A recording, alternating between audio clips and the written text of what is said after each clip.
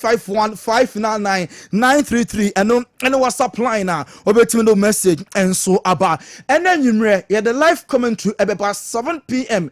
our Munich Inter Milan and PSG and about the finals of the UEFA Champions League UEFA omo anthem no na yemfa stories no enfengu on.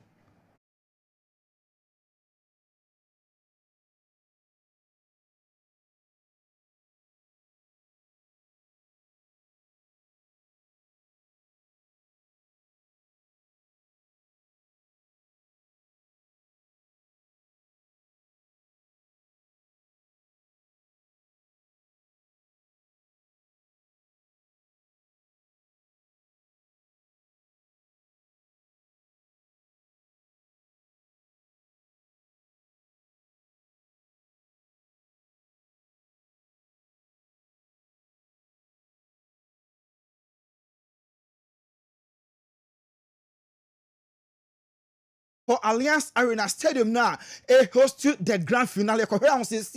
Stadium no aye Braminik home grounds. I don't know. Na ohen to toya bibia at the stadium no aye ready power for and a game no enti UEFA omo add your logo omo add decorate to kama enti Champions League Munich 2025 and omo aye deco no kama said ye o share our Kessben television so and then PSG and Inter Milan emu hwan and all call the amano betimi no message aba na Sergio ni abejafo enso aye ho adwuma enti stadium way and then two clubs no begina so na omo e dia pempem so na we na no at the trophy no eko ni kromu Javier Pastore a former player Emma Paris Saint-Germain or say and omo X Factor player obe very decisive no enya Dembele name ebeye Desiree Doué sa young boy you know ball akwada no airborne oh semi-finals no be a etin can true as from day one baller Desiree Doué wabono ene ono ana ebe the game changer say ohun so a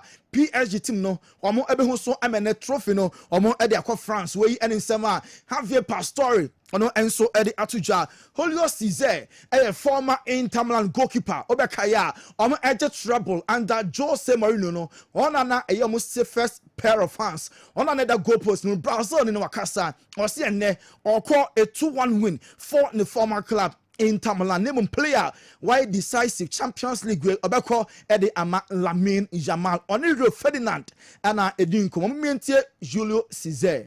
Who you think? I agree. You know that's better than me, so but I think every player waits for this moment. Now a special moment for us. Fortunately, I have the opportunity to achieve one final in 2009 and 2010, and fortunately, I won. Good. Just give us your prediction as to who you think will win and what the score will be. I think 2-1 for Inter. Yeah. And I think Lautaro Martinez can score for Inter. Claude, my favorite player has been Lamine Yamal.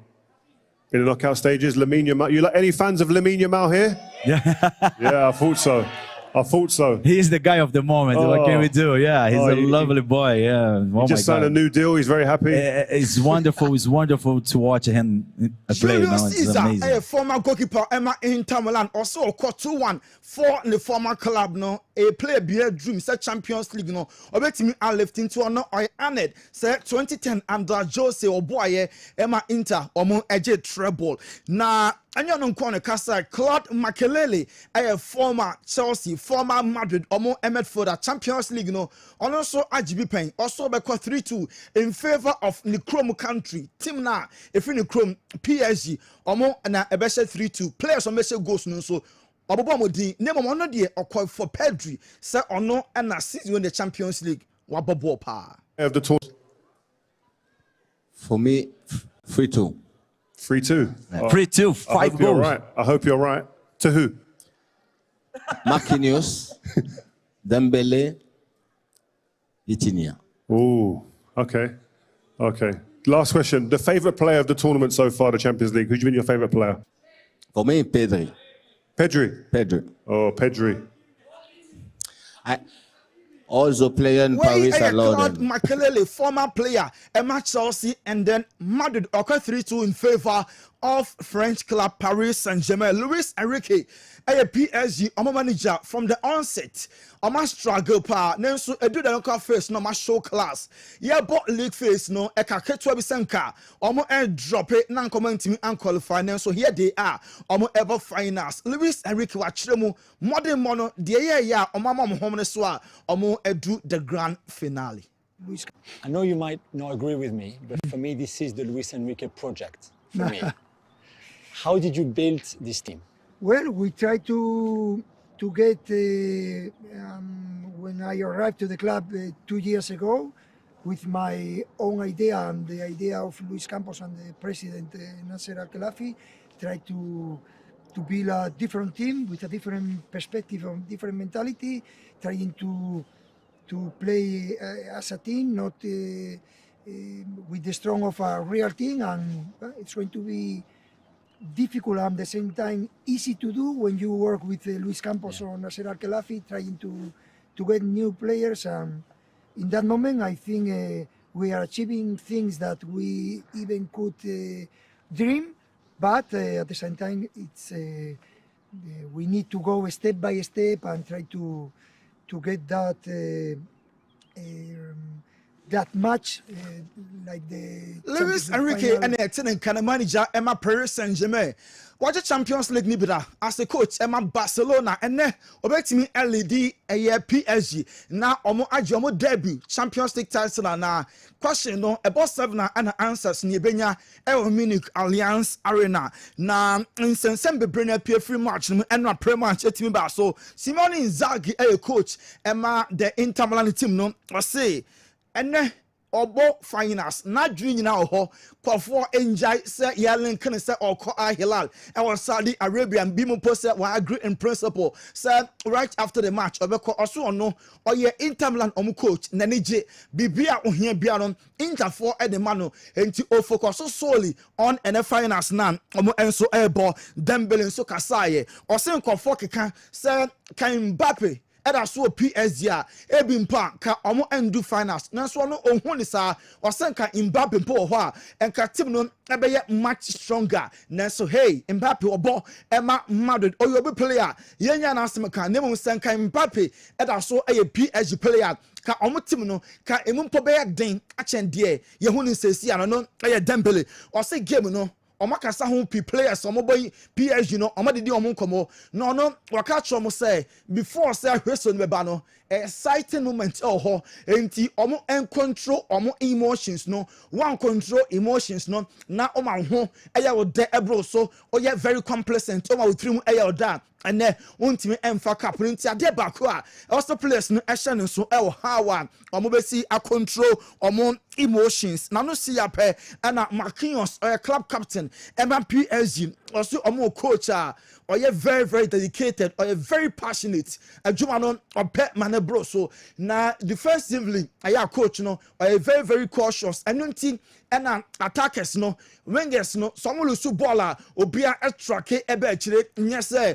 oye number 9 oye number 10 enti gina ho na midfielders no enya adwuma ema oso obia around because coach no oye very defensive cautious how on me retrieve football how on be defender na here coach no ye papa or say and then match no be a great game omo hwe say omo beje omo first ever UEFA Champions League title Vitinha and so ekasaye also from day one na for any omo mujidie na so players na there na omo very sure say Champions League no omo beje ampa omo edu finals they are just one game away now Oma lifted the ultimate Vitinha ekasa betin sama or they to just say and match no players no omon any abre pass omo ekomu no omo ni nkunimdie and so ebeba Nicolo Barella Inter Milan omo a player or say a do finance tactics ehun hia pa onka say emfaso bia any tactics so na so na tactics no minute impact no enya pi nemum how odi wakoma ebe ko game ni mu no eno pa aneboa anti tactics ebe one de na so oye player also prepare mentally psychologically na odi wakoma e follow game na job e na be ma club no atimi age Champions League no Lautaro Martinez is a player ba ko a hinter for no afan ho adwene pa eye creature Kvaratskhelia omonim no from Italy na obo Emma Napoli second half of the season ya ana osroshi ye bebo ade Emma PSG enti sa ojeja no dia ene creature ebe ye ho adwuma nanso so ma ni close marking na mo ka te supply na Carvascalia won't you any Jumabia until Taro say and you forget about the Ballon d'Or because first or your favorite name 9-10 minutes game now ebebo and not even beyond no no somewhere not enough trophy no akọ Milan wamo enso ekrom ho Peter Cech nso akasa or your former Chelsea goalkeeper yebisa no say in case say ekọ penalties between goalkeeper Donnarumma and Inter Milan and so a goalkeeper no why pa na ebe more saves according to Peter Cech or say Donnarumma a couple penalties dia ono mom and ebe very decisive ama PSG momientie Peter Cech former Chelsea goalkeeper. Right, I'm going to take you out of the comfort of the goalkeepers union. If it comes to a penalty shootout, who are you backing, Donnarumma or Sommer? I think Donnarumma has been successful in shootouts in important games, so I think it is all right to say that it might be him, but as I say, you never know. I think in the shootout is a lot about the players. If the players manage to keep calm and execute the penalty shots well, then it becomes harder for the goalie. But as I said, I think you would think that obviously the status of Donnarumma might edge it a little bit. Why Peter Cech over Donnarumma how obosi osipi osita na oya branene dia e ko penalties abet upon say or the PSG ebeje no so penalties the goalkeepers no obetimi aya ade no the players in the mom e do ho penalty kicks ni ya goalkeeper no matter how exceptional away aya na edin players ni keep am composure no mo penalty ya aya na wo adwuma no eye kakra bi nemum size wise there obekọ for Donnarumma over Ian Soma oye goalkeeper ade Emma Inter Milan omo club no obekai Christian Vieri oye former player Emma the Azuris of Italy na wakyerem say ono won pe coaching crowd say why in UEFA certificate okita A okita B on be so be feda because oye coach problems nko so we near yeah, the map players and the sporting director and the president. Sir Mulusua, yes, a coach and I, yeah, boy, Basumpa, yes, a coach, and then we ask Messi Freema, one more being Timum and start on the coaching on Bessa or by yet, Nimesi be a coach, Mumia Simone Inzaghi, and then the true enough with June because coaching a very stressful about Bono, not on the affair on the club because of your coach, pressure also Christian Vieri, actually, Musei. Fine with a beer. Now you have to do the masters. But I said I'm okay. I don't want to coach anyway. So not now anyway. Not even in the future. So I'm okay with it. I'm okay with what I am. I like to talk about strikers. Okay. But coaching for me is the worst job in soccer. Thankless. If you win, it's the players. Right. Players and the president and the director. When you lose, it's just your fault. You're the dummy, so I say, you know what? Don't need it. I don't need it in my life. You get criticized every game. Even when you win, why'd you take him off? Why'd you put him on? You're getting effing from everyone. You got friends in management though, right? Conceição, Inzaghi. I've got friends everywhere. They're all cuckoo. Has management made them Inzaghi, cuckoo? you see his hair. Inzaghi's got grey hair. Like I said, you look like my grandfather. What are you doing? Where are you going like that?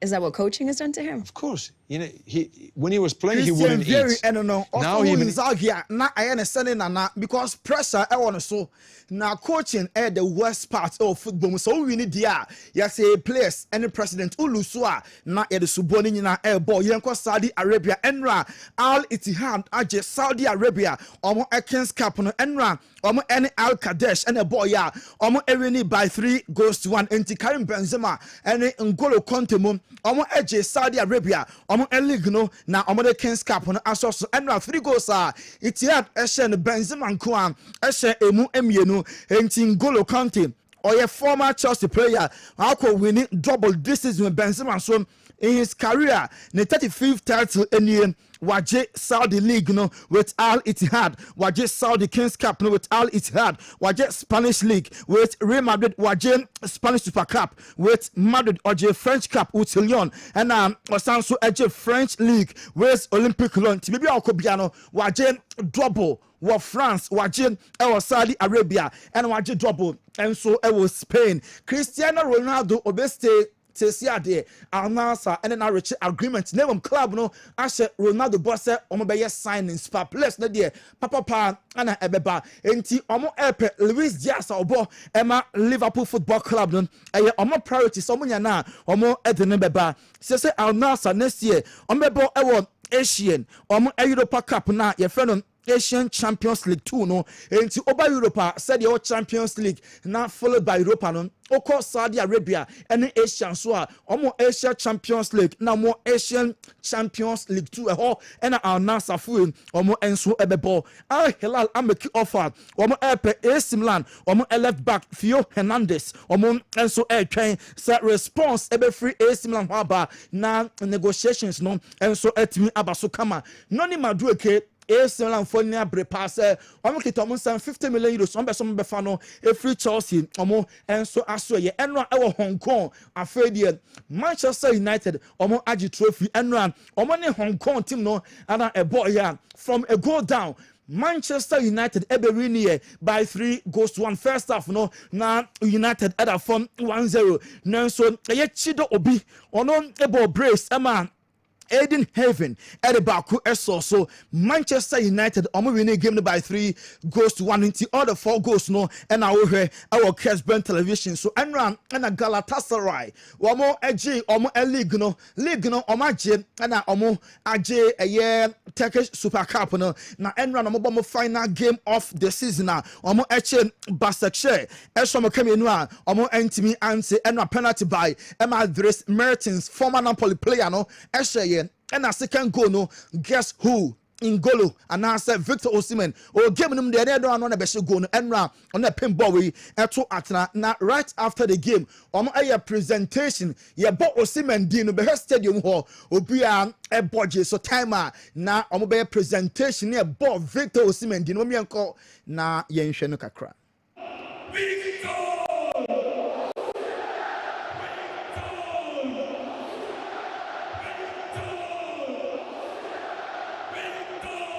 into Victor Osimhen and Samba no Fernando Muslera after 14 years with Galatasaray and Nada and a free club no more accord 19 major titles and or JJ with the club over 550 games and Fernando Muslera goalkeeper no so eshe no animonyam ye papa yanko Nigeria Ademola Lookman enra or the African Ballon d'Or the African best no kochre Nigeria man penitinibu enra na enye is into timer na Ademola the award no ekwakoma mampeni no na wohwe our Kessben television so Ademola Lookman ekasaye after the meeting with Nigeria president.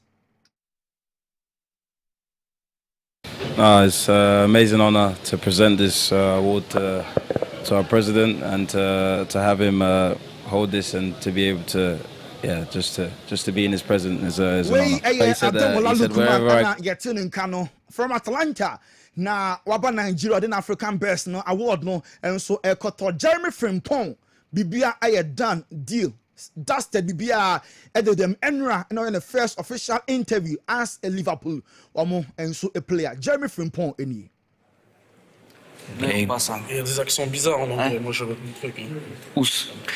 Good evening everyone.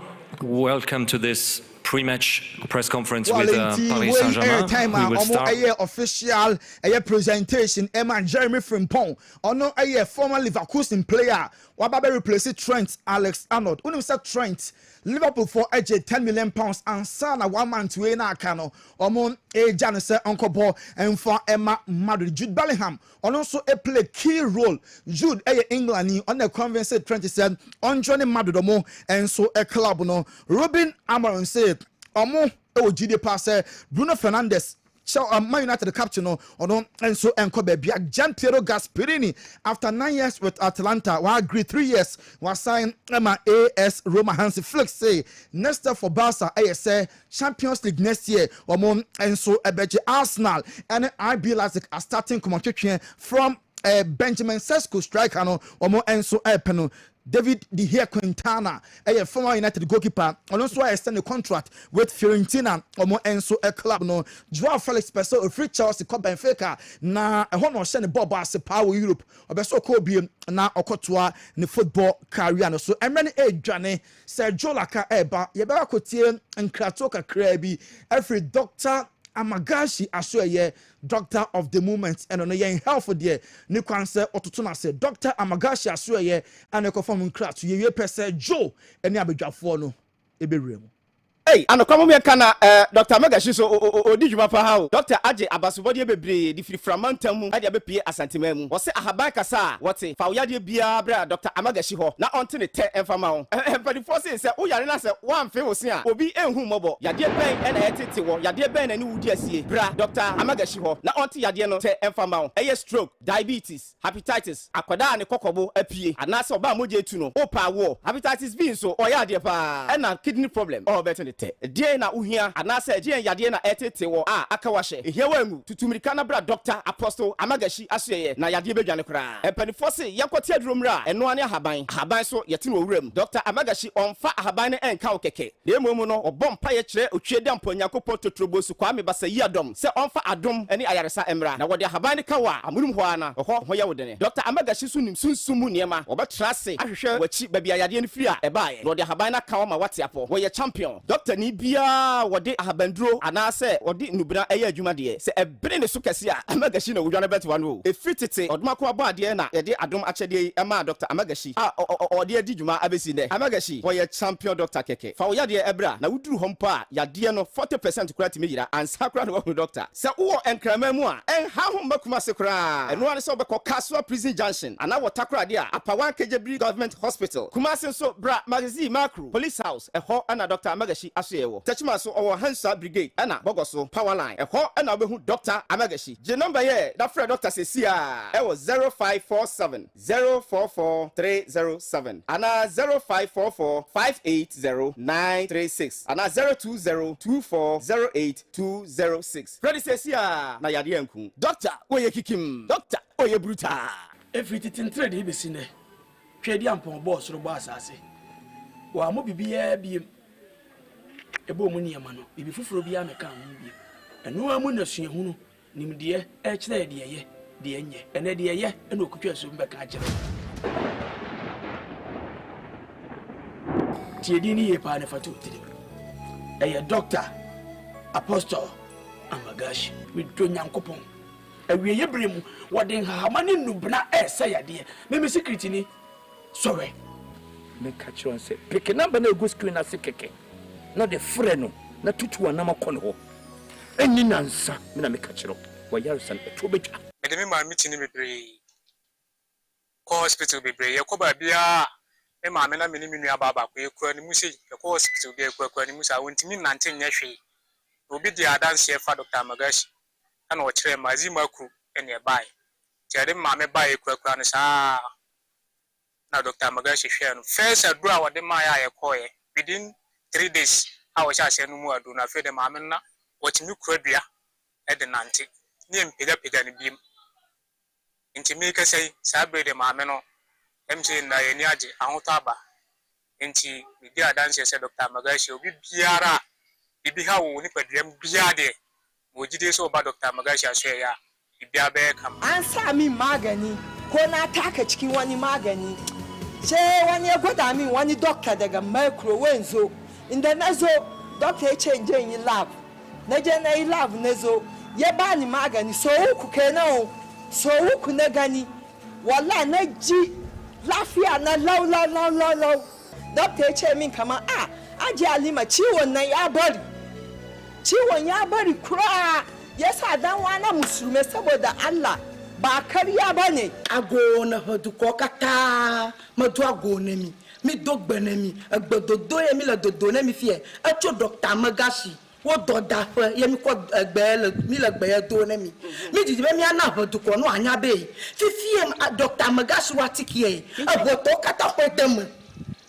Nyamola Pekata Atikamako Zamilema, Nanya said Dr. Magasion Kokwa, Nakobe fibroid to boom, diabetes solar sisi, a dollar leg gada, Unko Gankayolo dossier, Ola sisi. Yet I mean, Yami Anyabe, you cut time for Dr. Magaswatiki Kotem, Namiano Zaza, and to be ye peck when you talk.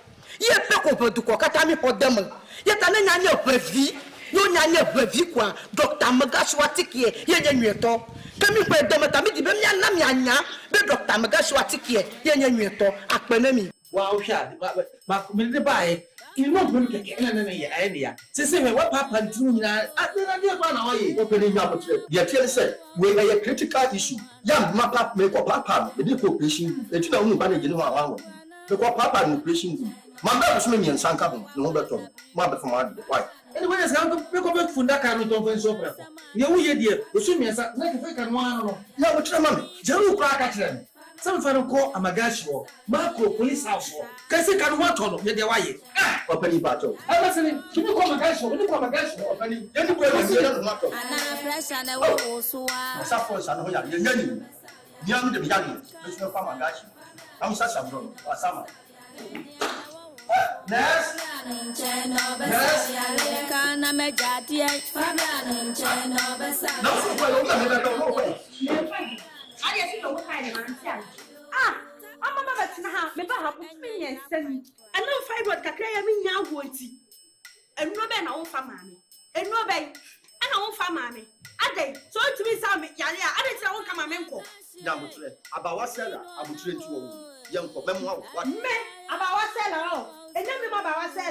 Ah, ye kaya. Say Dr. Magashi. But ye be papa and say a lear. A baha ben dread ya boy, ya do number 1. My baba tina say, I want to swim. Ah, my say a dear. Me didn't me come to me when ya won't be. Anybody be a shimmy. Remember to have you more sure. Anya, Ken, I want to make a stammer. See, how you know what Amagashi good hospital. A pop with you, so I told you, when you say you a fay and me say that ye be each other. So we are doctor, not Sabi. We are food, won't mean, would your young one, Amagashi, with your friend Yasumesi, with your Yadi Abenemeso. Guam, Dr. Babu, actually Yalifu number. Nam some your doctor, we are not friendly. Manka Magashi, what comes as a bro, a camiso. Then you said, you as I am. Let me name some of Flaheim and the Saya, because how walk any new black will be breed. Now, so one more power, Befia. So what in it? Messin, Betty, I turn on, and that's a tutua. Yeah, how would piano? Me say, what Dr. Magashi and Faya Dium. Naya here,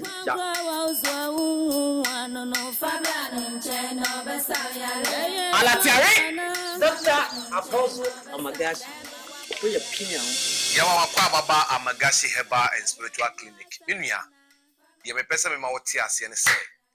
Yadia e boni pamani paye mobo. Onyankopon aka wansema to Bible nim de daada. Saa na wode edruyefo nso aye den aba. Season bi ni pe Nyankopon peja no. Wonim dwumedi edi wo Dr. Amagashi Herbal and Spiritual Clinic. Ye me pesa me ma woti ase ne se. Se wo kan Jeremiah chapter 16 the verse number 4. Was in Crophobia or Wuyadia Bomo or Wuyade Debadie, a be a pressure. Wouldn't Nipadua pressure Kuma financial up to now? Wouldn't Nipadua diabetes Kuma up to now? Wouldn't Nipadua HIV Kuma up to now? Wouldn't Nipadua have to be a Kuma up to now? Saya de way na Yadia a year of Wuyadie. And Nuna Dr. Magashi and Copo the Alina will do their mammy. So Dr. Magashi Herbal Clinica. Jadia Bira air Taiwo. Jade yesu yade jade nkofo ko meeting no matter what you say and no me break you down. What about Dr. Magashi what in 2 time ye won nkofo bro ono ma o mu say HIV na duro ni ho opani se unni edura enkasa ntie nyankopon abode eduro na ye ka no eduro na bedi bi ho ye nyina ye nim say Deuteronomy 23 the verse 1 say o say sebi nipa ne be ma nyadman ko hef enti se o be me sha Fabra Dr. Magashi wo ye be ma obema ne pie e kakraka e de amam sa na nipa se bi e twere da no so obi a hepatitis B da ne mogam obi a ne nkoso enhu ade obi a yade bi tata no opani omo pa wo kwa de bebrebe yade ena gu nipa nim ase yade ena asesa nkrofo bebrema wo madane hiafo enu nti na Dr. Magashi meto nsafro se wayale sa anu aduru ababedi sɛ wowɔ nkrama mu a ɛnha ho mmakuma se koraa ɛno ane sɛ wobɛkɔ Kaswa Prison Junction anaa wɔtakorade a apawan Kejebri Government Hospital Kumasi nso bra magazine macro Police House ɛhɔ ɛna Dr. Amagashi asoyɛ wɔ Tachima so ɔwɔ Hansa Brigade ɛna Bɔgɔ so Power Line ɛhɔ ɛna wobɛhu Dr. Amagashi gye number yɛ dafrɛ Dr. Sesi a ɛwɔ 0547 044 307 anaa 0544 580 936 anaa 020 24 08 206 Freddy says here, na yadi enku. Doctor, oye kikim. Doctor, oye bruta.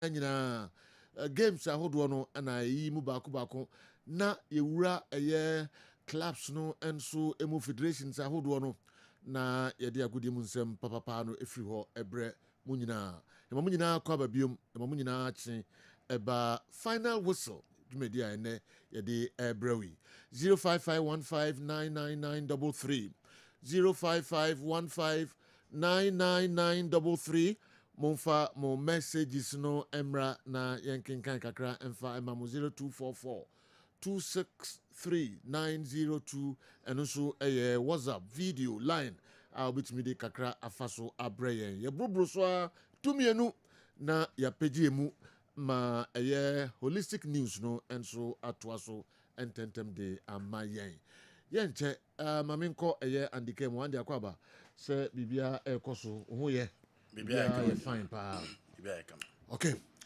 and then men bu wana mrena so non kura papa on sima adua ka sima duonu na non du abo tumienu ne epege mu kakran ya sha se free UEFA Champions League final in enim say nyame ya aduma ebe baso ene nonso pepepe sanso and a CAF Champions League final second leg and so ebe baso agudi mun say mahodo pi and so ba we any two major ones na fe transfers kakra my intiwe ba yedi ya sense subium em say ya kan be nansane na 99 so the Minister for Youth and Minister for Sports and Recreation Honorable Kofi Adams obomodin ahwe ama ekabia Black Stars management technical team no omo edi yedi omo bia no yetutua saka nyina ede amomo kapre krankam yetu bia sikama no in full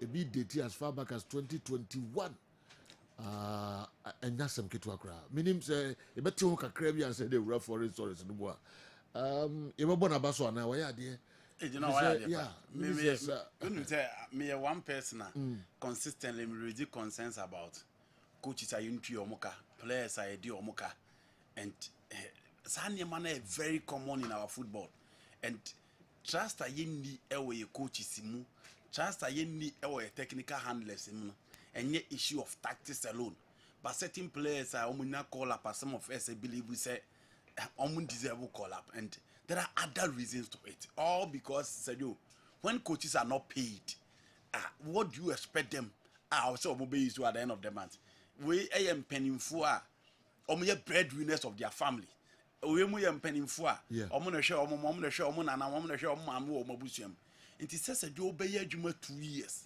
obey adwuma 1 year obey adwuma months na yunti oka there's not something that we need to entertain it because menti say MP fo akatua kamuda menti say minister fo akatua kamuda menti say president bi akatua kamuda nti adenti na coaches omo boa ye adwuma ma ye nije technical members omo boa ma ye football na omo yam ye nije no so omo nso be ye adwuma e wo se ye di omo ka nti mpanimfo aya there and this is a good step so for years you are talking about 4 good years and yet me adi obi ka aheka ya di otoado and the tech nyina ye demand a lot from otoado and you know to whom much is giving much is expected but yen fire as a pine shame nti ye so otoado onya adi o onyire ni ho onfie nko world cup o adenti no one fire nko afko ni nyina ye de nka nti adenti na intu ama nti se jo mpanim fire de so ma class adept na free going forward we can demand more we can tell the technical handlers more say adwuma edi mo no make sure say no omonka omadwindwe nkura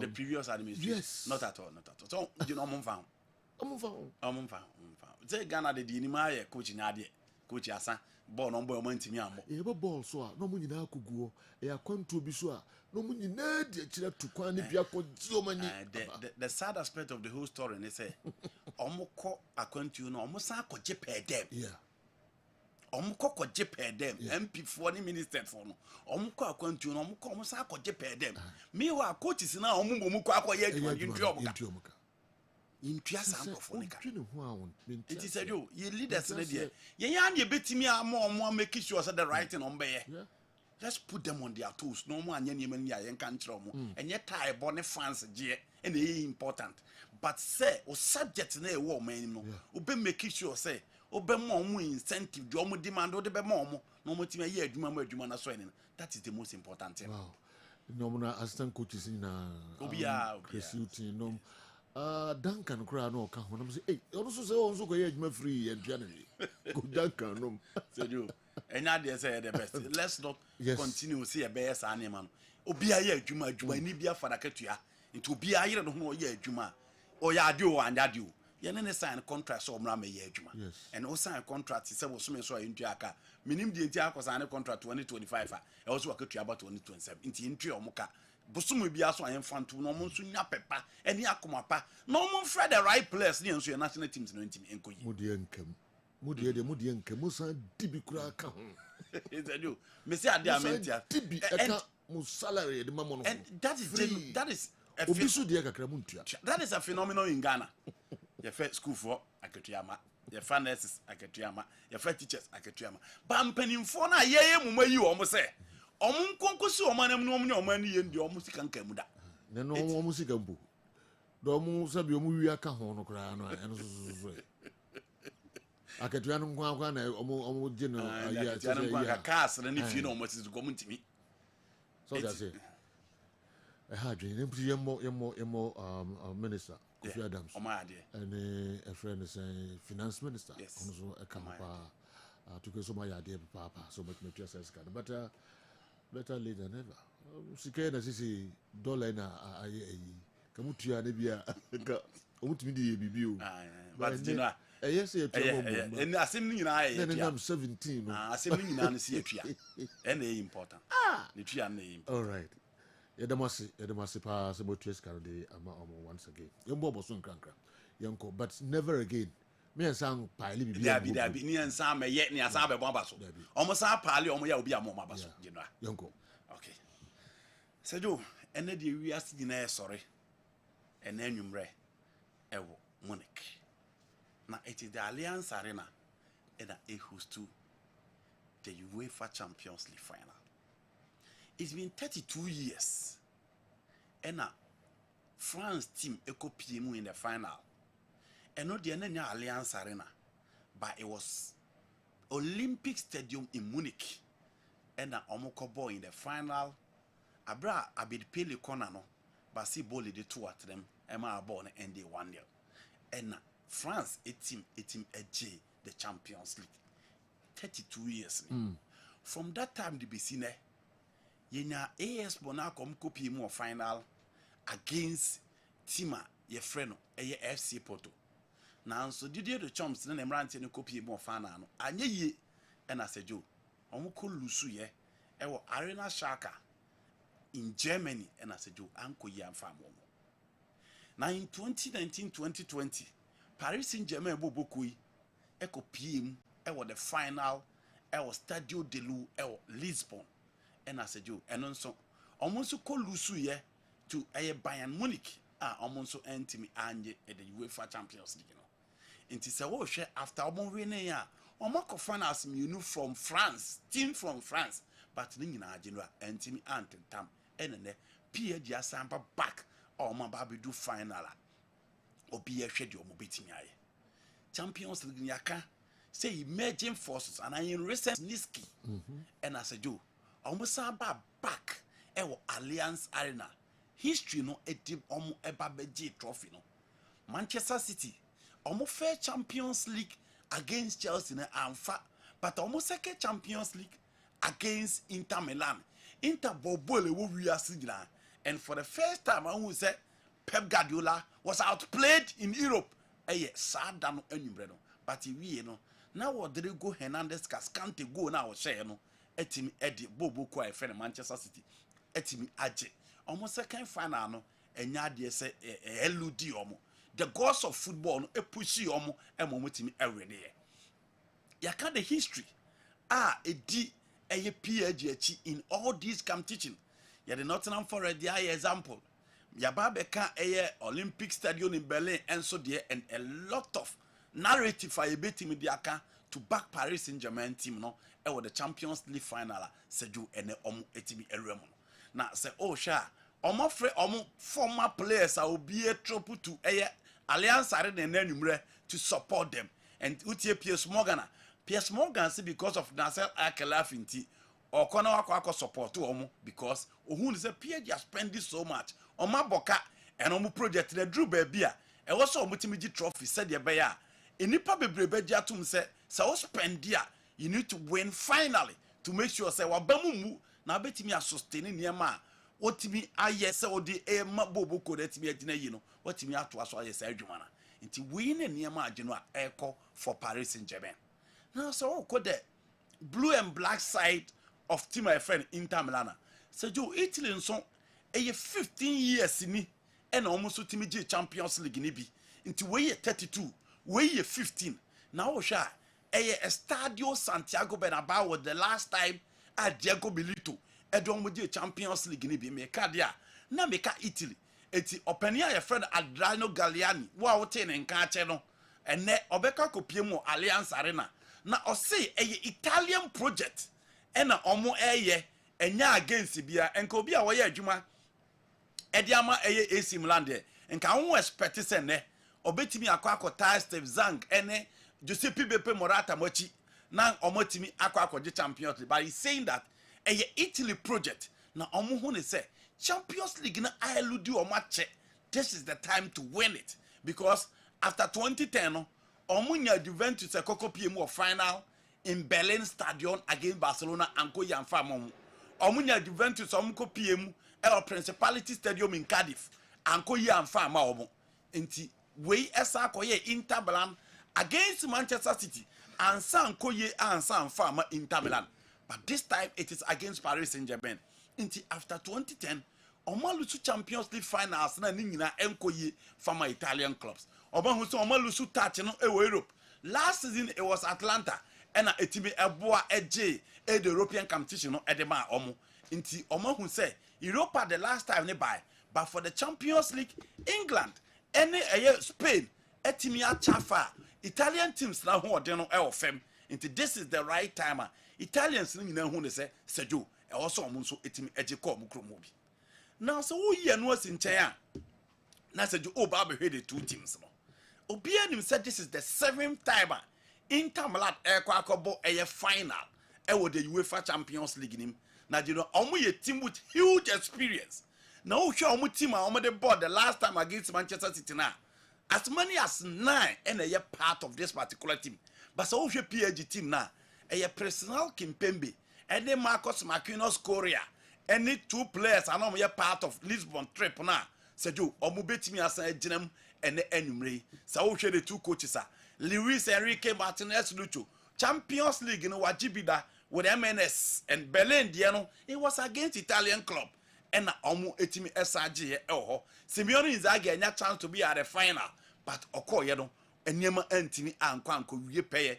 amfa ama Simeone Inzaghi wɔ hɔ now you know you come to the field and look out for the two teams now so wohwɛ ɛyɛ Inter Milan obi anim sɛ ɔmo bɔ the 3-5-2 system no ɛno ɛna da bia no ɔmo ɛbɔ ɔmo nso nchikɔ for back because onim Simeone Inzaghi from Lazio no that has always been his style and ɛno na dina ba be duru baabi a wɔdui Inter for problem with Simeone Inzaghi no yɛ abrante a yɛfɛ no basic they feel that ɔyɛ error prone and sometimes on my opponent in advantage so the koko gyina tiri hɔ a nti basic on the right side of the central defense Alessandro Bastoni on the left side na one ya Asebi or the middle of the three back on the right side Denzel Dumfries one player wadi a lot to the Inter Milan team on the right side now on the left side Abrante Ayefeni DeMarco because I don't think Carlos goes to coach in the best starting there so DeMarco obviously will be on the left and then in midfield Kahanoglu, Henrik Mkhitaryan, Nicola Barrera Wemu Enebeka Eye Dumfries and DeMarco to make the midfield net 5 no but Lautaro Martinez ye fit Abrante Ayefeni Marcos Thuram so fit and two guys no any bit me ejina and the Mudiama Inter Milan now so should be agent so Donnarumma and there will be a shed here Gigi Donnarumma betting ayen and there will pull him at the ama eye PSG the same thing I yon some and so obi a shed you betting aye at the metima ye ferry Inter Milan now on the right Achraf Hakimi Ubenya Nuno Mendes on the left the last time a PSG bought Champions League final said you na English be brave set in it took Marco Verratti and Timian started that particular game but this time PSG were full set of the room now Marquinhos and William Pacho as two center backs and midfield of Joao Neves my guy Vintinha and then Abrante Feno Adrian Roos as a player acting as a playmaker in the advanced area Desiree Doué and then Kvaratskhelia and then Dembele in a 4-3-3 these guys in a bejina and one no be beside say the weakness of the two teams no say anything Sergio so fighting my friend Inter Milan now the bobo ko original ho a omo three back na omo bo no omo problem ya dia one Inter players no age and new omo side nti omo ni speed so also the ball na e ball omo sna omo ho aye ha omo brand sa na omo timi achew omo backline no nti one they lack speed the next thing omo sa lack here so we good e one-on-one situation a omo ntimi so we players omo kra ball na omo twetwe a enya dey so omo timi nti just after the Barcelona game omo national anthem was Lami Yama because in one-on-one Bastoni DeMarco Abrante Fene Francesco Asebi no omo ntimi Abrante Fene Lami Yama and a honey advantage for Desiree Doué Kvaratskhelia say omo ball now omo make sure say omo be teasing the back line of Inter Milan say the way omo benya that space no nti omo weakness no ye ni mienu and again Sergio say all the ball ni call omo so bebre ba when a well rehearsed organized and defensive oriented Italian sider all the ball ni call omo so omo nye mistakes we all the ball ni call omo so Sergio omo nye mistakes bebre be nti again omo level of creativity no so e wo fam because the last two games omo boy no Henrik Mkhitaryan who so Kahak Chakanoglu so it is difficult to play Barella out because of his style of play although baby abe ready tempo na drubiano Sergio Nicola Barella no be face again omo creators right wing and the left wing back omo me na omo creators it is all wingers omo accelerate omo timi twi omo obo say them friends stay DeMarco stay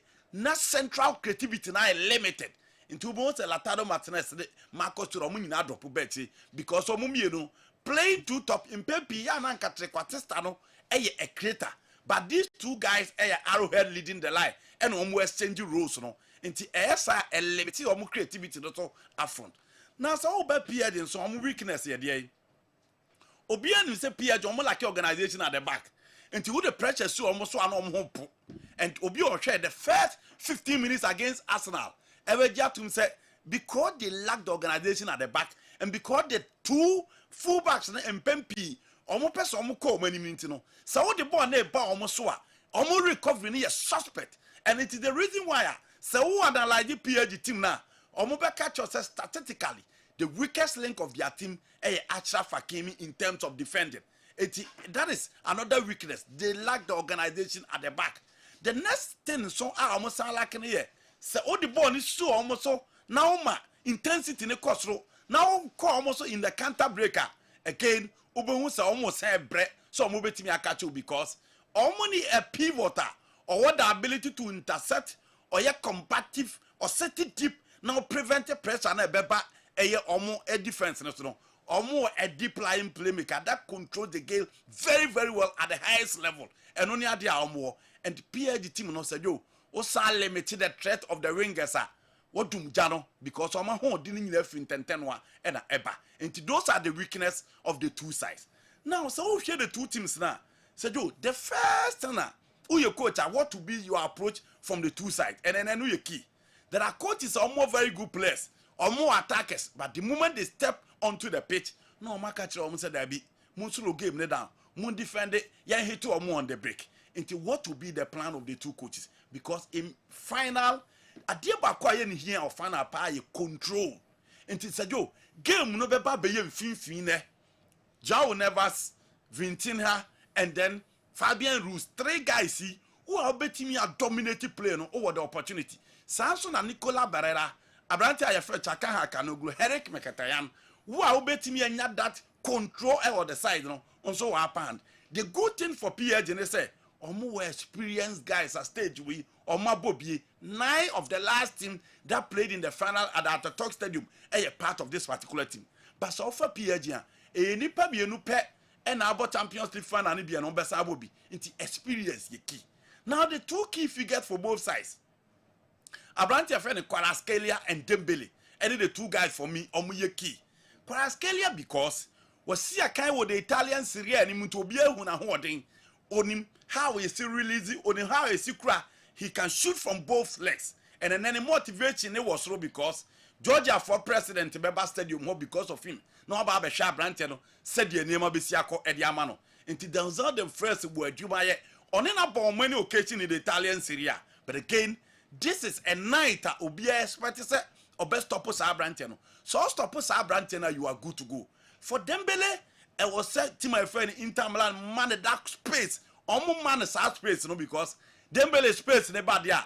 Untimin catch because said you or you direct and or you pacey and the back line of Inter team no obian who bet me a catch Dembele a pace no the man a number of goals now I say Ediama into Ufa Dembele Ufa Desiree Doué now for Branty your friend Kvaratskhelia 13 goals no ma say Ediama team your friend a P agent Sanso and offer Marcus Thuram and then Lautaro Martinez almost watch a 13 goal diama but the difference between this attack and attack when they say so she Inter 4 team na obia team say Haka Chakanoglu say Nicola Barrera ese Lautaro Martinez ese Abrante Fene Marcos Thuram enso ese until from midfield to attack obia ese and say yo play Marcos Thuram and then Lautaro Martinez team my friend PSG enye adwuma nkasa yene because those two guys put so much pressure on Marquinhos and then Abrante your friend Pachu.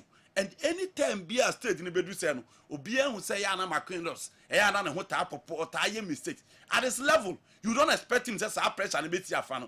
But even the last game against Arsenal, he nearly gifted a goal or that particular game. Into the next stage, be a share, the Marquinhos, I'll bet me a map here for the Lami Yama, the Maya, Emma, Inter Backline, and Hopopo, you know, a Branty or the TV. So you only be a shed, you bet me a and there. Game. So, Timidia. Then advantage for PSG. Pastor Joe Diem so the PSG no the two forwards of Inter. Marcos Thuram, Lautaro Martinez. Lautaro Martinez one player and can do stage say ya. Obo say ka or to ball ni too good sir. But from the Copa America to the Champions League no stages now. No yeah against Barcelona he wasn't fit. But still no Mabasa backline problem. And a final on him so when or Johnny Enzo Fernandez and then Christian Romero as 2 Argentines already know Ometimi Aji trophy in this particular season. In Tiene Obia shed you betting alongside Marcos Thuram. Marcos Thuram so I catch any papa say Champions League no one team or no Baba GB their man in there. Into Obia shed and there's so much pressure on these guys to perform. So Inter is coming with huge experience. and then PSG coming in with the youthful exuberance. Stage, you know, why they bet me a fan? History, everything. That is the question. What's it? That is the question. Stage, you know, why they bet my fan? Why they lifted trophy, you know, and then Nafi, yeah, the sum up, they will win the trophy in there, and you bring. Sergio, everything from day one goes for PSG. Just if one of the best saying, come on, Kakra, the Conference League, you know, based on the history and the analysis and the precedent, this particular season, the road to Munich. History, PSG. But Sergio, in Pempian, what I experience teams in the final, winning. Just that, ubeti me assign your experienced team so omulusu just like Inter Milan losing to Manchester City. Inter M-Pesa Ombeko 2 without winning it. Samsung and PSG, this is their second final, and most teams ever second final. Sergio, I almost 80 million winning. Sergio, I foresee penalties, PSG win. Penalties. Yes. PSG win. For the first time. Wow. Awa. Sergio. What question Inter Jesse? Yeah. Inter is over Inter Milan. Oh, machine. Oh yeah, but come on, fire. We a match for the neutrals. Okay. Even though any hype, but a game we a neutral we enjoy. Yeah. Me new beer, me kasi beer, me time. We a chia na me time. Okay, but guess in there coincidence. Yeah. All right. Yes. We. Into who game the same? Sergio, some similarities, kakra. The city of Munich and Bayern Munich. The last time Inter won the trophy, they won it against Bayern Munich. The last time PSG went to the final, it was against Bayern Munich. Okay. And game no Airbus were Munich. And Munich has been the center stage for new winners. Yeah. Yes, you French clubs Omako final, Ubeka Stade Reims, Ubeka Saint-Etienne, Ubeka Olympique Marseille, Ubeka AS Monaco, PSG became the fifth. And Sergio, the precedent is how Munich has been the center stage for new winners. Where two of the winners now, winning New Munich now, Sergio, they won against Italian clubs. Olympique Marseille in 1993, Dortmund against Juventus in 1997. And then it's PSG again against another Italian club in the shape of Inter Milan. Inter Milan was so far, Sergio, since that 2010 triumph of Jose Mourinho in the Champions League, or the Omo Ekoji or Santiago Bernabeu. So your last two European finals, ni nyomoluzu. 2020 of the Europa League against Sevilla with Conte on the bench, they lost. 2023 in the UEFA Champions League in Turkey against Man City, they lost. So the Italian football has suffered. See how they were so dominant in the 90s. Juve, AC, Inter, Parma, Roma, some of course, Ubeka said finals or Mokokoka, and winning the trophies. So you do maybe between the 90s, you know, they say about Champions League final, Italian club. Yeah. You got 89, 90, we saw AC. 91, we even though Yentimi NCC, but you saw how Italian clubs were performing. 93, we saw AC Milan in the final. 94, it was AC Milan beating Barcelona. 95, AC Milan against Ajax. 96, Juve de Bessomu. 96, 97, 98. So they were so dominant during those times. Yeah. By about 2000s, AC Milan G 2003 against Juve in the finals at Old Trafford. It needed to take 7 years in between 2003 to 2010 before say Benya another Italian club, and that was Inter Milan. They were the last team to win the UEFA Champions League for an Italian, Italian contingent. You know? And so the last French club to win a trophy in Europe was PSG. And Andy Adikanka say, yeah, na teams on more Champions League, especially more invest. You know, final first one and Kuya, second year no Kuya mom. We had Chelsea in 2008 and 2012. At Luzhniki Stadium, Chelsea lost against Man United. Sure. But in the second final, Munich, they won. We had Man City in 2021 against Chelsea. They lost. 2 years later in 2023 against Inter, they won. Sergio, the gods of football are favoring PSG. For the first time. Gods of football. Yeah, Sergio. I'm favor PSG. For the first time, PSG or more investment, you know, is going to pay off. Sure. Yes. Okay, the last time, na one great window be for home. Na sila it me ejuma no. Na me ka Tottenham me Man U no. Tottenham Man U. Yes. I was so emphatic. Yeah. And no na Mr. Kwesi Afrani send me message say ni Man U no. Una born na you. On mom. Okay, the young say with me assign enya no bio this time. Oko for PSG PSG. win. All right, 7 p.m. and a game. They need to keep a close tab on Lotaro Sen and Diaka. Who said you knockout in our Shegu? Okay. Knockout in that is where the danger lies. And special, you better how things pan apart. We see how the player be free team, you know, Maji. In 2005, we saw Michael Owen leaving Liverpool for Real Madrid. Ofia said you know Maji. Coutinho be free Liverpool echo Barca. Ofia no Maji. Mbappe is so free. PSG Echo Madrid. Is it going to be their turn now? Say you. Right. Let's see what happens. But PSG say you. Yeah, Arsenal. Never say any chat in here. I'm never say chat. You know, as a do baby, I see. The young say no one there. Mama, no dear. Don't repeat it. Okay, young to us so meminda. We are seven and nine year call na. Yim baku na ye ho discussions kakra kom se do me no ebo fa de no beka ho na ye ntoa so Kojo Amponsa de we Kasoa Accra. I thank you for the good work you've been doing for Mother Ghana, and I want PSG to win the trophy. That'll be very difficult. It will be very difficult, but still I wish them the very best of luck, and Kumasi Asante Kotoko will win their match tomorrow, God willing. It's not over until it's over. All right. We free Kojo Amponsa Kasoa. And the yen to us way. Yen piki kran fi transfer stories near the yen faka kran kaon. Na yen meftem ewo Africa. Na yen mefi emehe the echo and so 11:30 Black Stars and so any Trinidad and Tobago. Third place game no and also ebekoso. Tidi humbo buye ni adi nyina no. Yedi ebe bremo esha se be 11:30 yai ene anope ana time no so be 11:30 anope yai.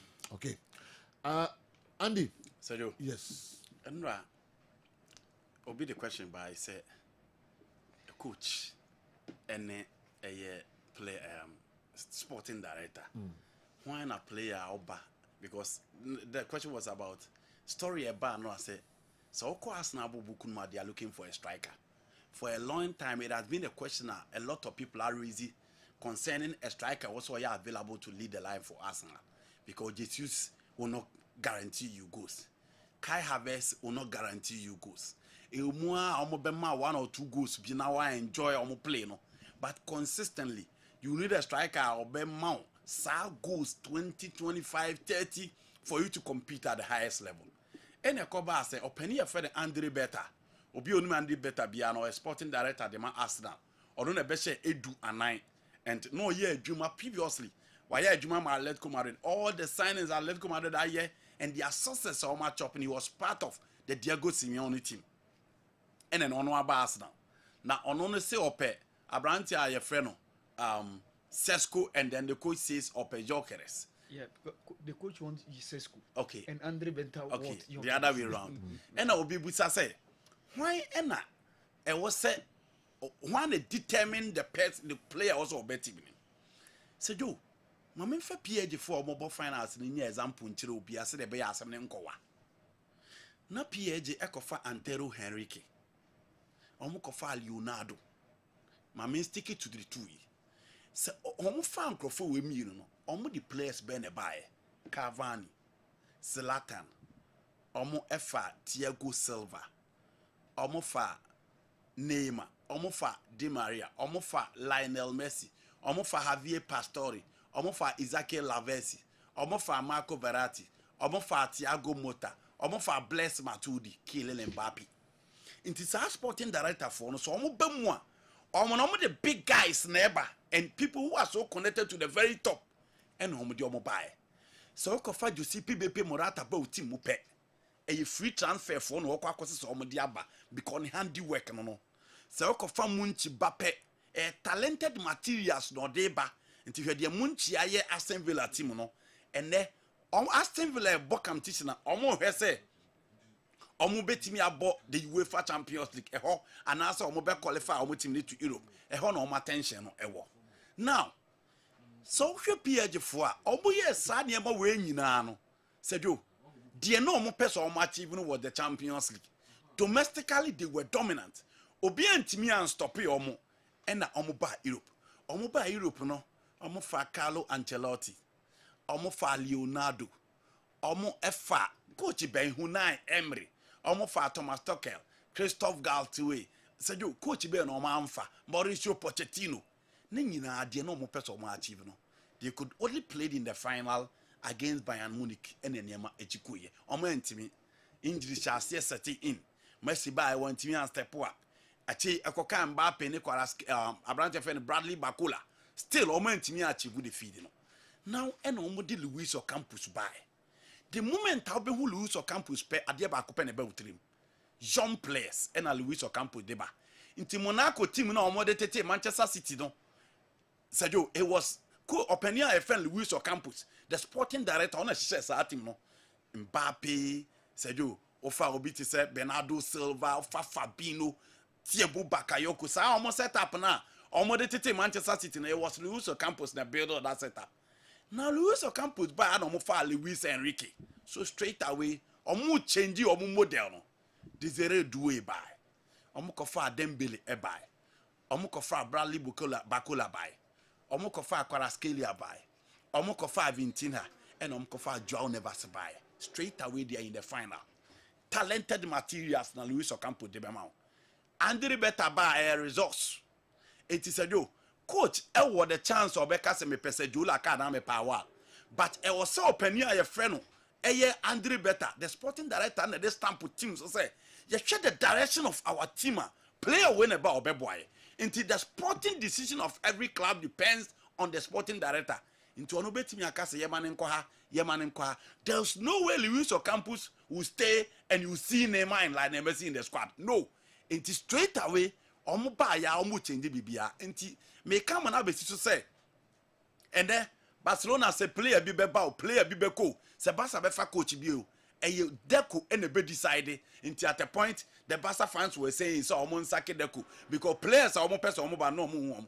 Michael Edward and she share jogging club team no and then e ba be do ba bia oye adwuma Dan Ashworth ono na kwahye Newcastle United team na and in 3 seasons Newcastle United qualify for UEFA Champions League twice no. Inti Arsenal dia no the decision no lie on open your friend Andre Beta. Na sejo enye won Andre Beta sisi ya incredible and say Oma strike an agreement with Abrante friend Benjamin Sesko. Me Arsenal model and their style. Na me hu no say Abrante friend Victor Jokeres ene betimi abomo. But omo nso suro say Abrante any opportunity esi akan e wo Premier League ne championship no. Enya de so team board home then. The Portuguese league, the style and the system is clearly different. But so here Benjamin Sesko, or you ambidextrous, or you rigid, or you fast, or you're very good in the air, and or you'll be also see Academy German Bundesliga there. He has seen it all when it comes to physique and efficiency within the squad. It is a do. See incredible no HDMwa. Abrante your friend Benjamin Sesko. Sejo. Arsenal and then I agree a deal. Akase omo beka sikasem na ma bibia nso atibi akoyie. Bruno Fernandes one player. Sejo team se wo Saudi Arabia do edi Bruno achi bebrebe. Bruno one player within the squad of Manchester United. The Biancrofo raise concern say onye lucky to have certain players around him. Omuntime mwano emani intime performing in terms of goals, in terms of statistics, in terms of consistency. Well, watch Bruno Fernandes be obeti ade saade natum. Big stages in the final to say the Nkeba so nanu. You expect him to step up, but unfortunately, one team and step up. Mani ma anko ya fama. Sejo, team my friend Al Hilal Amano just 1 week. Almost an agent to copy him was Saudi. Said ono mo kwa twetwe nkomo. On mama 1 week. Sabrantiano and fan prepared undecided say Obeba Saudi and also better Manchester United. Said you so when him fee we the agent and kwa kushia and penifo no Saudi no and on a picture and the TV see. So share Bruno Fernandes age.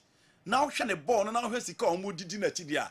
Said you will be aware and advice Abeka son koje. But a lot of people also feel that this season per the Manchester United person omo ye no maybe enyama betimi ansa ama resource any trophies almost person almost going forward and building the team around him because all the kuna about Liam Delap already choose to Chelsea until Liam Delap story in there said you mamu bio enra Chelsea players we had IG almost post to say about Chelsea na Fofana Ekoda Romeo Lavia se Debbie Romeo Lavia na ye adwuma ni nyina wa ase Emma Branche na babe pi one also babe ade up to Manchester City graduates watch Chelsea no Toyson Kupama Jadon Sancho Romeo Lavia and Sedu Liam Delap on so babe so 5 players and na omu nyina call Manchester City Academia and then omu nyina babe pi or Chelsea. I don't know if Chelsea decided to go in for the style and they feel that these are the guys who fit into the plan.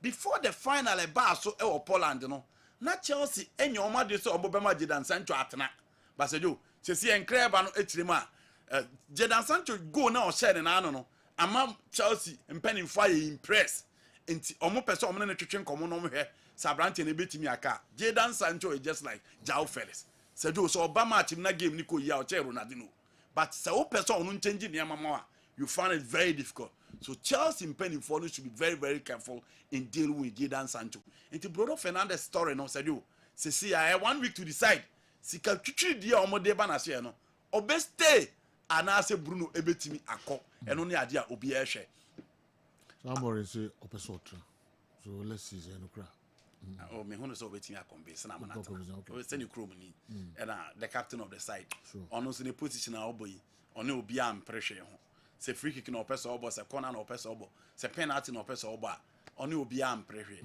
nti dia ka ne se omo ne be kasa wonyini dia se do wonyini but at least I still feel or more years obetimi di Abama United onye player o san prepare eti se KDB mu die ne bi ena waka se o say jana manako and again e o mu se okwa obetimi anya players on beba obetimi aboache ne kra but again you risk se obema Bruno Fernandes etimi free boboku ni na wakọ sibe akan el baby Bruno type of player said you over spending more than 100 million to sign him Karoka ku AC Milan na said you oko AC Milan no the deal na e ba na wi 35 years AC Milan for some money interested some be ma branch na atena obi anim say one team a almost wo marketer players pa Manchester City they want to build a new midfield person hye ne foforo and Rodri aba they are not so sure say Rodri with the ACL no betimi aba back to the best but again anya Florent Wirtz akwa PM Liverpool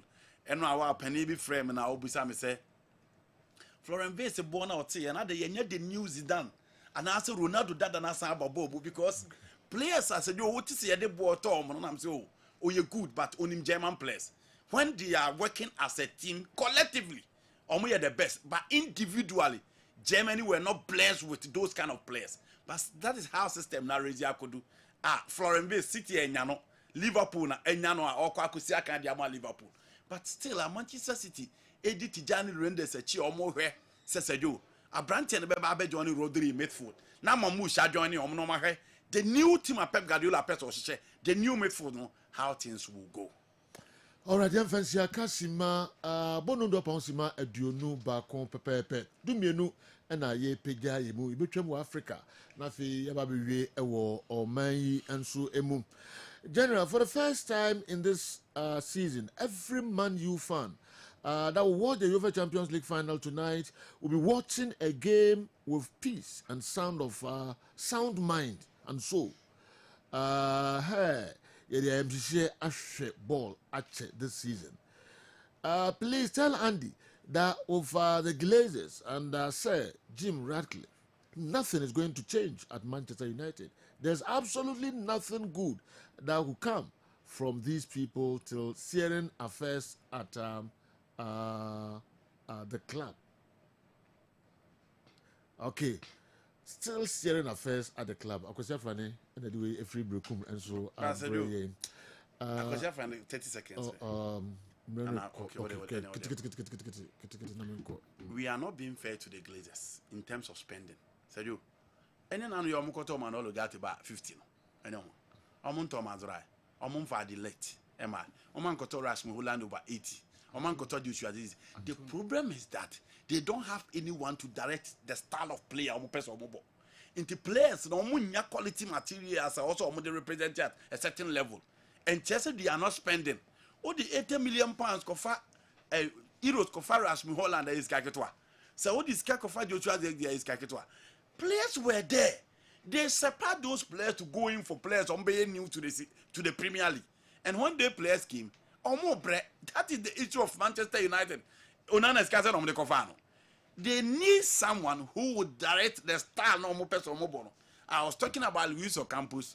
I made mention about Andre Beta, Meka Edu Asem, Meka Michael Edu Asem, Meka Dan Ashwood Asem, Meka Munchi Asem, Meka Deco Asem.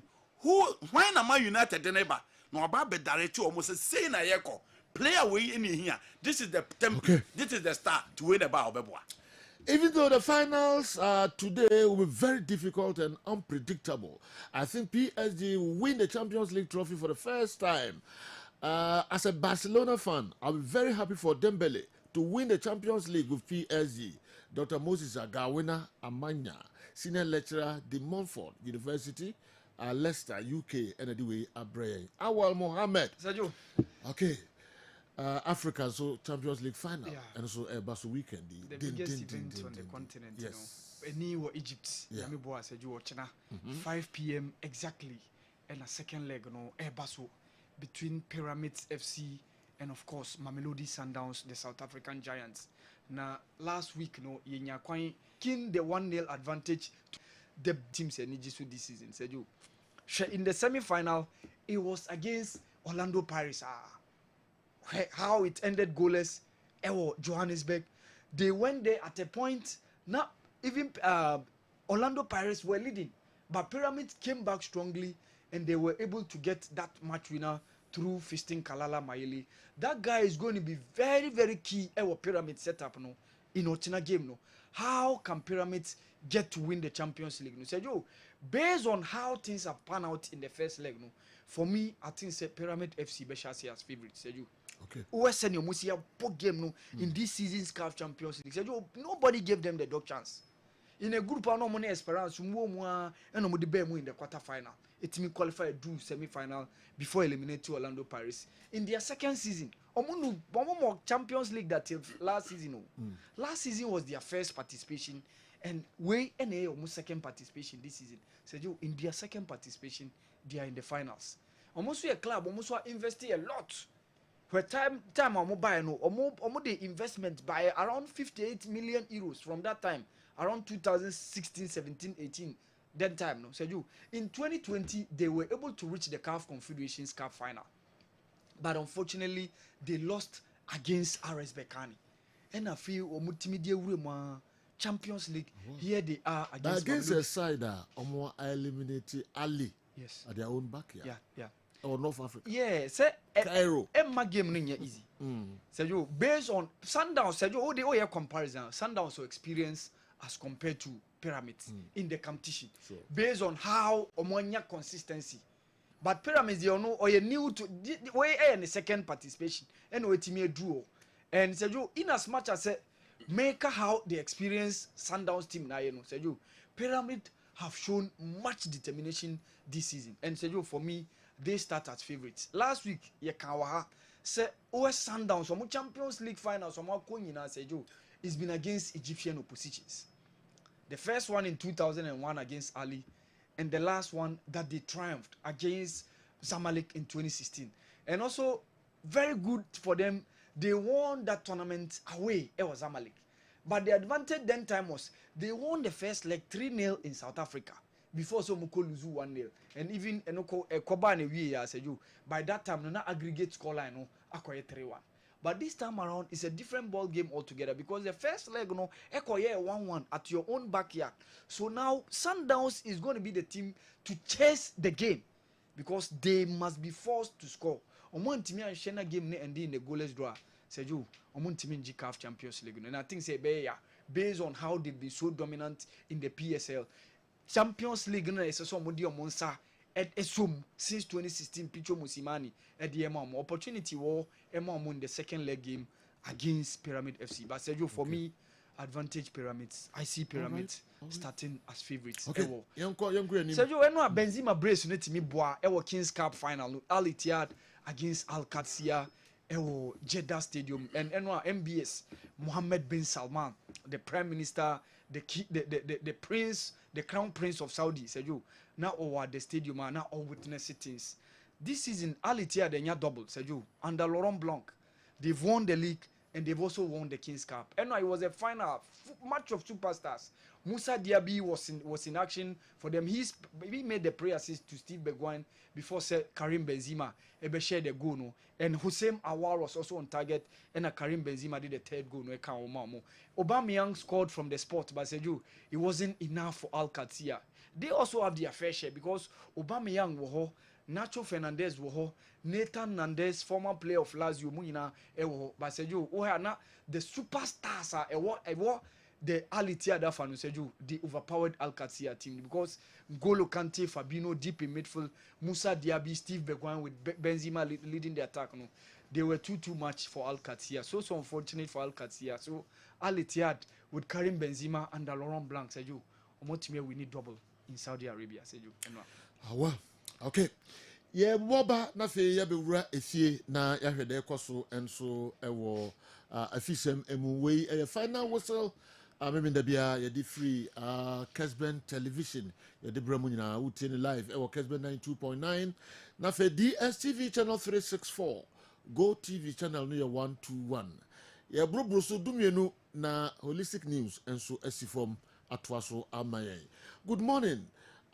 This year your player okay me ba na ma be hwesa message and so ebium na ye kwaba meko Steve ho na ye kohwe de ekoso and so e ho de no de brain ene na our Ghana ye ma no Black Queens omone Ivory Coast about 3-3 an exercise prepare towards the women's AFCON next month in Morocco.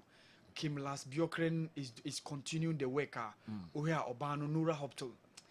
It's me everywhere. Said you hear how things are panning out. Black Queens. We need to get a very good performance. Women's AFCON. Said you. And not the best as the qualifiers for the Women's World Cup now. So we need to get a very good performance. A very good said you since 2018. Yentimin qualified to Women's AFCON. After 2018 and ye hosty waha said you yentimi making that incursion from the group stages ye bowie and ye need the likes of Mali Muni Algeria group no opportunity has come for us to make sure say yentimi remu ewa AFCON said you we used to be doing well in women's football in the 90s and about 2000s so said you we and Nigeria to some extent South Africa and of course Cameroon and then making inroads World Cup are consistently we're there. 99, 2003, 2007. Economy put to a stop. China. After that 2007, you said you me and Timin call Women's World Cup. All right. We saw the likes of Alberta Saki, Elizabeth Bedu, Florence Oko, She Obeka goalkeeper Mimuna to Sulemana, Ajua Bayo, former Africa Best Footballer of the Year. Yeah, some couple of all those ladies aba. And later on, young ladies Florence, that's in Muni Jena Yam no. And said you near Yan say how we are not able to build upon our successes be a choke here. Shemasu did it Dramani team now, do a call under 17, Mabawano. Said you yentimi and build upon that. She 2018 team, Suzite, Muni Mukara Abdullah, and said you, Omonini air basrono. How were we able to build on them? Say Mbaba take over the Black Queens. And only one thing we failed to do, MIM missing out in women's football over those couple of years. Said you, despite all our performances, we have never won a women's AFCON title before. Wow. We saw Equatorial Guinea coming on board to win it at a point in time. South Africa, Mwababeji. Yes, Nigeria for now is dominant, but at a point in time, Nenke was a boy Mukali say one women's AFCON title near Sesenya. After a women's league, no, a bonny homody kakra, koye, and of course we've seen some couple of brilliant performances from Yebaba, one of Mukoka Women's Champions League. Now, at least for the first edition, we saw Azakes lady in finals. At a point, you saw say Ampim Dakwa Eko Ruchi the semi-final. Said you, it's not been bad, but we need to build on those things. Now him say Sababe very strong. Nia Babe a force to reckon with in terms of women's football on the continent. Said you. Okay, yes, I'm Babio. I says I got 2 games na GPL matches no, and so about the year will be about 32 games. Na Nations FC still omo ena eda esoro with 60 points. Asana Bibiani Gold Stars tosu mienu with 57 points. Kumasi Asante Kotokotosu mienza with 55 points. Heart of Lions at also a 954. Heart of Oak at also 52 points. Mediama 6 with 50 points. 48 points in the summer test also and so that also watch Dreams FC 46 points, 44 points. Adriana Equita 44 points. Omtoso and Kono. Nafi Dotoso Edu Bechem United also 44 points. Brokum Chelsea 41 points, 11th. 12 Young Apostles 40 points. Vision FC 13th with 39 points. And Basake Holy Stars also 38 points. Also 9. 15th Karela United omo 35 points. In the relegation zone omo say no Accra Lions omtoso dunsia 35 points. Legon Cities 17th 25 and then Nsuatreman FC say Legon Cities any Nsuatreman they omo say bye bye to the GPL. Teams say nyensa teams mienu omo 35 points. Karela, Accra Lions, and the Basake Holy Stars, and so it was 38 points. Why never got 2 teams here? Ma omo ako a Division 1. Yami boa weekend the games are and also ever hono. Kumasi Asante Kotoko Betray, Mediama Ewa Bayara Stadium, Legon Cities, and Accra Heart of Folk, Ewa University of Ghana Stadium, Ewa Legon. Brekum Chelsea, Ebetray, a Gold Stars or Golden City Park, no eso. Sanso and is it Ampain AAK the second stadium. Ewo Enkrai. Basake Holy Stars, also any Nations FC, and a day ebetai so den. Karela ebetrai Young Apostles, Aliu Mama Stadium or Tamale, Sazuna Crash Post Stadium, maybe host to Accra Lions, or any Dreams FC. FC Samatex, ebetrai Ediana Stars, ewo Nanan Century Stadium, ho, an arena, ho, Sanso, and a Bando Stadium, Heart of Lions. And the Bechem United and the debate so din. And so any match Ketu Accra. Na yemma 3 teams Swedro All Blacks, Hohoi United, and Enra Techiman 11 Wonders. Also about count to 3 teams almost qualify about Premier. Any Swedro All Blacks, Hohoi United. And Techiman 11 Wonders. Enra omo ese RTU eka mienu ema omo etimu bakon. Yemo mo nyina kwa bakon relations kesepa ema 3 teams yi na yekwaba na yabehwe eno so kakra bi ene other local staff ayede ebebremo. Na didi emse ne bu yefu kakra se media no amma enra game na course no hype kra. Enti yena yenhwe eno nso kakra bi na yemfa nkomra. Or say our media didn't pay the necessary attention to the playoff game between 11 Wonders and RTU yesterday. We can build the enthusiasm in our football from little things. I remember how our media started hyping the anticipating rivalry set in League 1. Okay, Okan Paris FC. Okay, they've secured their promotion. Boss, let's brighten our corner and stop always blaming the GFA over little things that we can handle effortlessly. All right, they are branching, so they are, I don't know. They know can once again. Some actually they can some reception of commentary. Be a live commentary. Any enough, sir. All points. Because you can't say. RTU, Dientina, Omo Eko ya, I think FN punish Omo for about 5 years. Going to get you Omo Kakra because of the benefit Omo ye say. You better go pick players 20. Every baby RTU just grow much bida. So Monko represent RTU. Ewo Dreams FC game. So I say. Na Omo ba ya. Say a feedback open almost have premium. Yes. My football cry say yes. You can win na me who are going to be this lano. Expect more. Said live commentary. No, dear pe. Ya better na who 11 Wonders ne RTU match na say one bit me ase bi the discussion just say the e no na deep na nko sa apese e bia yi match na ba so nra ai e bia expect say ka be fa ba bia no so question and answers in discussing RTU no o person ka be fa ba bia no radio bia betim bia na RTU never want this D without the adjustment they say no other one in the marketing side of say ye breaky program be the year commentary who what entails in it. But why RTU 11 wonders in Goa? Because so do all blacks and so qualify. So that's not how unite. Okay. And okay, no they play off. How they unique. Once and no they play off. And it maybe did the all points I do. Your person trying to say abontin e koswa. Ye beka ache ye beka but I had the koswa yenka. You know the interest. You know the interest. And I both say to Koloko, I be for Bia, so na Kabia. And but my name on night traffic will be this one. I be do feel 11 o'clock. What have born? What want you?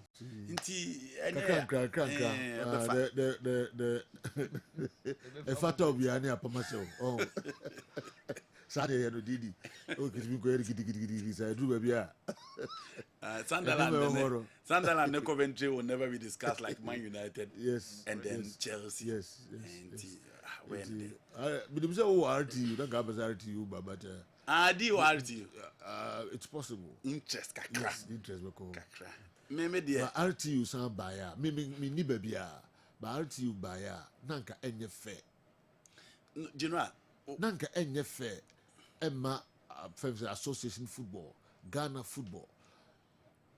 No, you want fairness. Yes. The people in the helm of the affairs are not interested in fairness.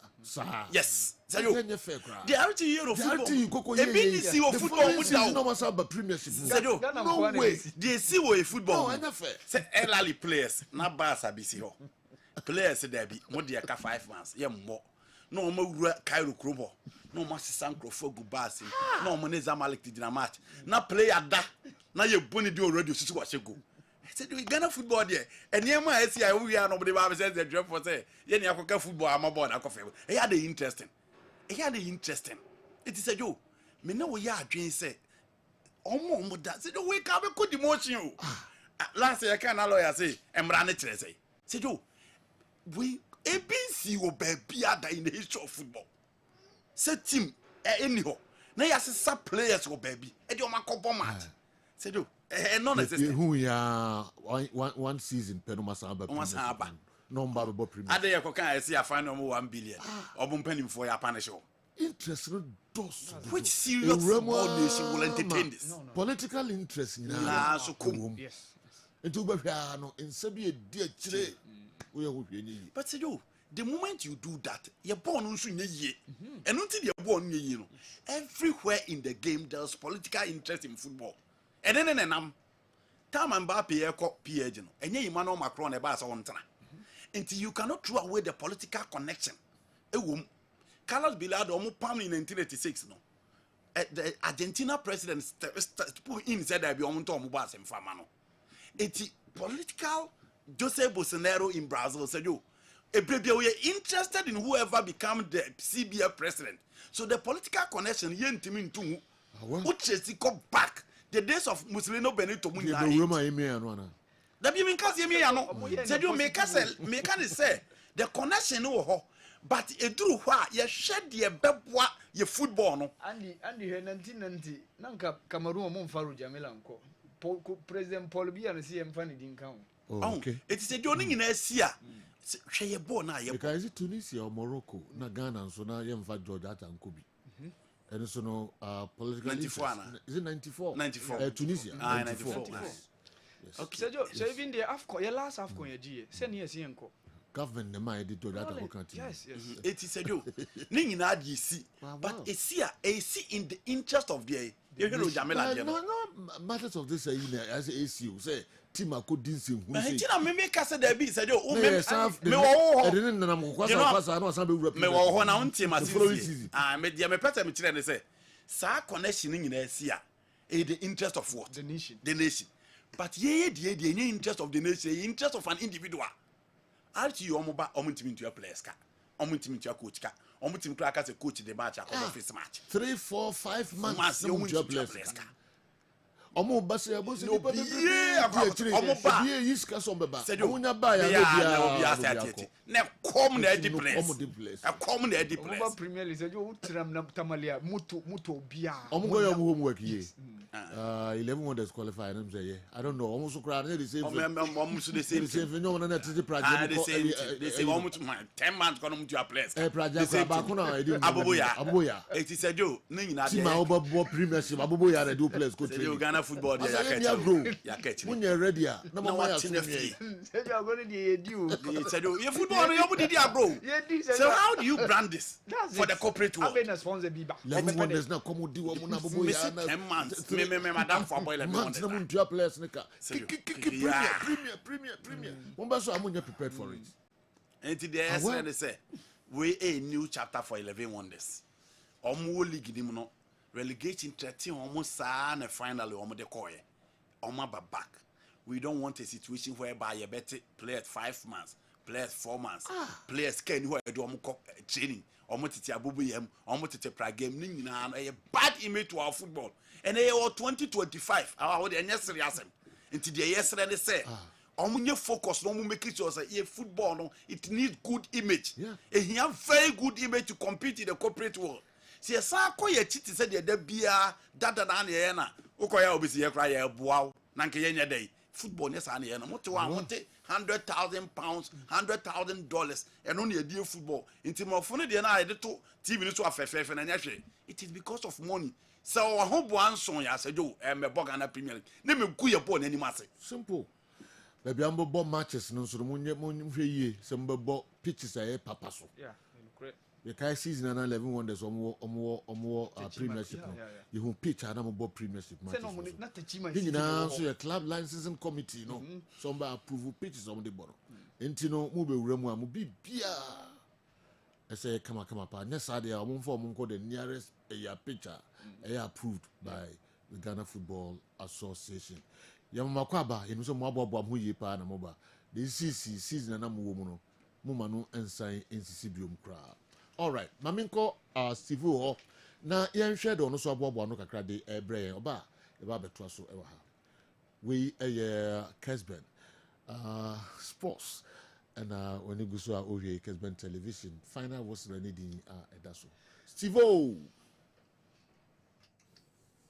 All right, boss me na wase ene akwanya odi ama me na memre da anopai na nyame adoma enche bia na yade se bobu kwan anase national team the Ghana Blasters ene Trinidad and Tobago TNT e de bebo ani na your first match aye boy e wo the Unity Cup ni mu no ye ball against Nigeria na there were some loopholes e wo your structure ene personnel coach and den de Otuado and so etimi e de share ase na question no ene say oh share your structural problem now going into this game and enche bia about 11:30 na match no betimi asha ase no how well and Ghana yetimi a prepare into ebebo so na yetimi ehu problems are you face here against your money din e Nigeria and going forward glimpses of hopes personnel in the second half any structure and how Ghana security chances no na yetimi edi ehu enkomo looking at Ghana the current club of players say bo official match bia players from edo omuba no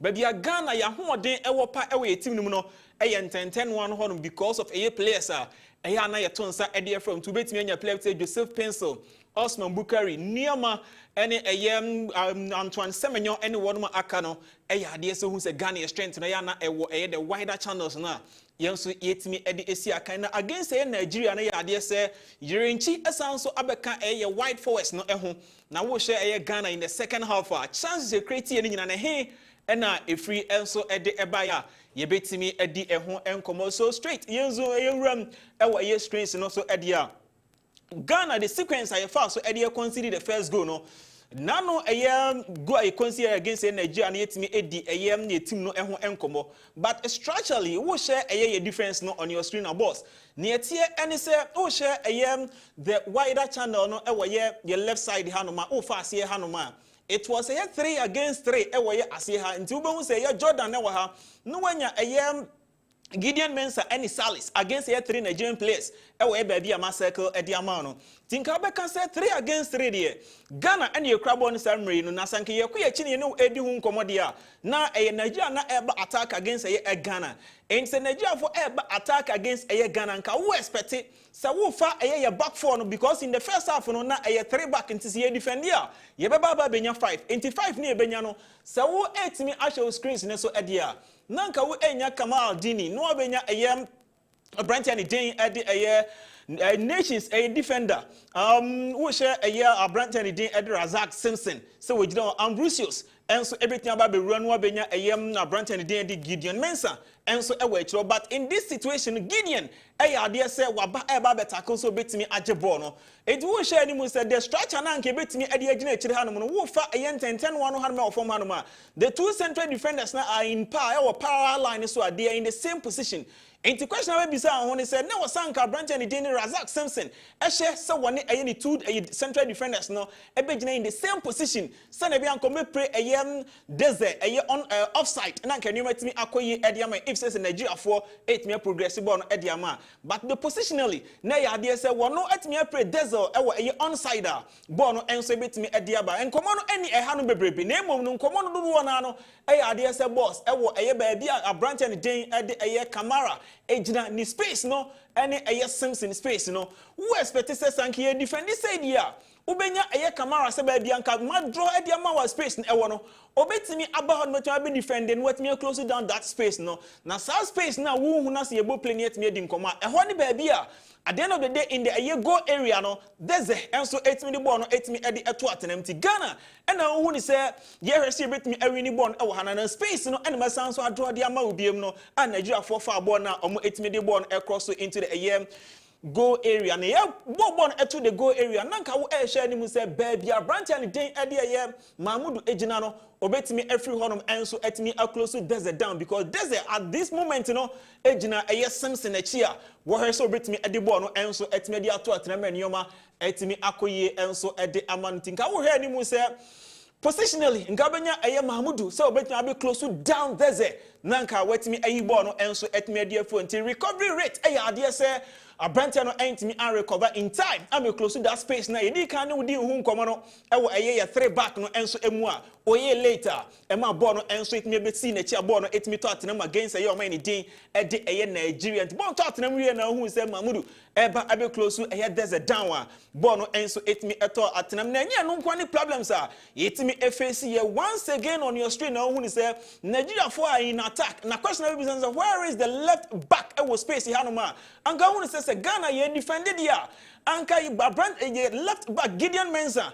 Ubenyano ewe space no and so ewe the left side of Ghana ye defense no. Then so on your screen you who and say the back two no including Yurenchi and who say amaba be throw air attack so bet me ajebo no dey free deze and so and 70 so share recovery rate against Nigeria whenever we are under attacker. Dear say your recovery rate from your fullbacks no na dear say from the going forward no yen share me enya ho adwuma na say me fullbacks let me join attack there now we expect say your central midfielders no ebit na be recover and so it me dia mom and so we share on your screen and can we share ni say baby Salis ejina no and betimi ababe so the back three no so na nka etimi aye for senior be ya any chance be betimi about that space no ye betimi clear ball no and so etimi e free ho and say your fullbacks no going forward ebe joining attack in their boss near tie say ye central midfielders no and ye be taxi wo amometimi close to those spaces no senior be ya against stiffer opposition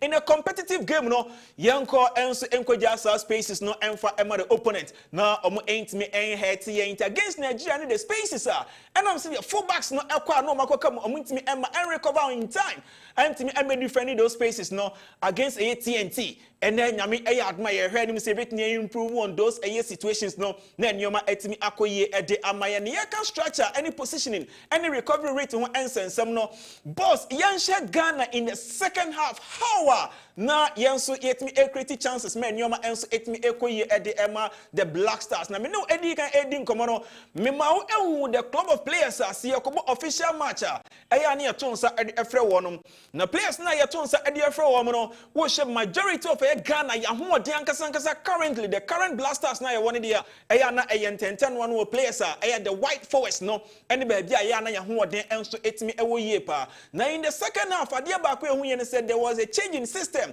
I benya 4 back na Ghana with the ball ewo screens ne so ewo hanom na mra na ye kura ball no ubehu said the rest defense no eya ade say ye benya 2-3 a rest defense na with the 2-3 rest defense no ne ewom and said the central spaces na nka wo hwe say any turnover bi aba uhun say ye betimi close those central spaces ne down e de ama Nigeria uhun say oba ye chire honom so Ambrosius and Simpson ana enei omo enso ejina echire honom a wonum ehwe say any turnover bia no womo enso ebetimi agime nyoma etimi akoye ede amayen this rest defense in the first half no ade say na enya bi ye national team no enso emu na ye ka rest defense the perfect rest defense no ho asem na awie no boss who share Ghana a second half Idea said the wide channels no any bad you create chances near especially you side any Gideon side no any you create chances and then come on I know and say yet me share reverted to the back four now ubenya the wider channels no create those 1v1s no my wingers no et me adjuman edimaya dia na ya idea say going forward near any mu say in any competitive official match there any bad Ghana ya hoden war our current club of players no wo share any mu say you bet me improve on that na nyoma enso etimi akoye ediama enti against Nigeria no am the stepping stone am who says Ghana you see can going forward there and I'm say you benya Inaki any Anton Semenyomu nyina e the wider channels na any Osman Bukari mu no e was say yetimi use those channels men nyoma enso etimi ekoye ediama so Ghana e the mid half of a year Park no and who say oh share the far right Gideon ejina honuma he has the space na ne aboa no and say oh ba the central area now Ghana one mantia makuma miensa Nigeria for enso so no align up e wo machire honuma oh who say aye compact e wo one machire honuma the back four no aye closer to each other na wo she emfinfian fam hanum so so a condense the midfield area now wa aye den de Ghana say benya the central penetration into the final third enti ne omaja e the wider channels now Ghana yenso use here into our advantage wo she the players ayetimi ade rema na ya de say omonso no what that quality na womo enso bit me ahead the opponent in the space eba to yem na for fam e Nigeria for chire hono no and who say pass from midfield enso et me atoma Ghana pick ball no na yet me create chance out of it enyoma enso et me ekoyi e de ma yenti Ghana going forward otuado any technical handlers no near Nigeria for e de ma ye no am hu say enei ya hoden e 110-1 no we should find way out ye bet me always in the game you be creating that 1v1 na yanso yetimi punish the opponent men yoma enso etimi akoye nti just look at the 1-2 I no etimi akọ so e have but the positioning of the Nigerian players e one match hono no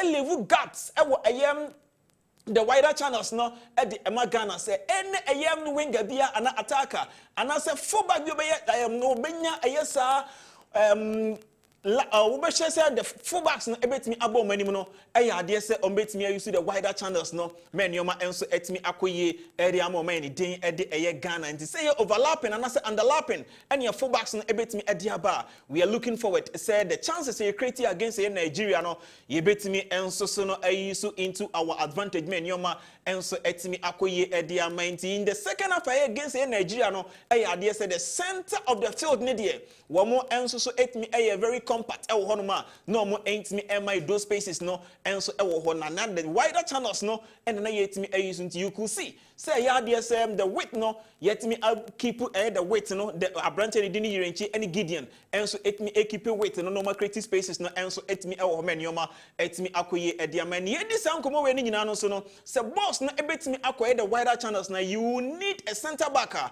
or you playing center backer or what that accurate passes no in his long passes obetimi abo into the sequence and after the build up to the goal no Razak Simpson a ball to the left side and no etimi ekoya a lead to the goal men yoma enso etimi ekoye the moment din e de Ghana and they just look at the build up no etimi ekoya at the end of the day Thomas enso edi ball no 8 million to atenem edi Emma Ghana ntin come on any say Ghana need the current club of players here from edi by the national team no they say they are all players your quality ni nyina agina 10 one ho no going forward ekwan ben and they say coach and den edi Otuado and any technical handlers no ebetni ama strategy always you bet me any the 1v1 away the wider channels no near to me accurate chances na Ghana so no sa serie any emrebi atwam Ghana bobo will be grand shape your baby say Ghana say no you bet me I enjoy that flavor no dey any flamboyance no in our game men yoma enso etimi akoye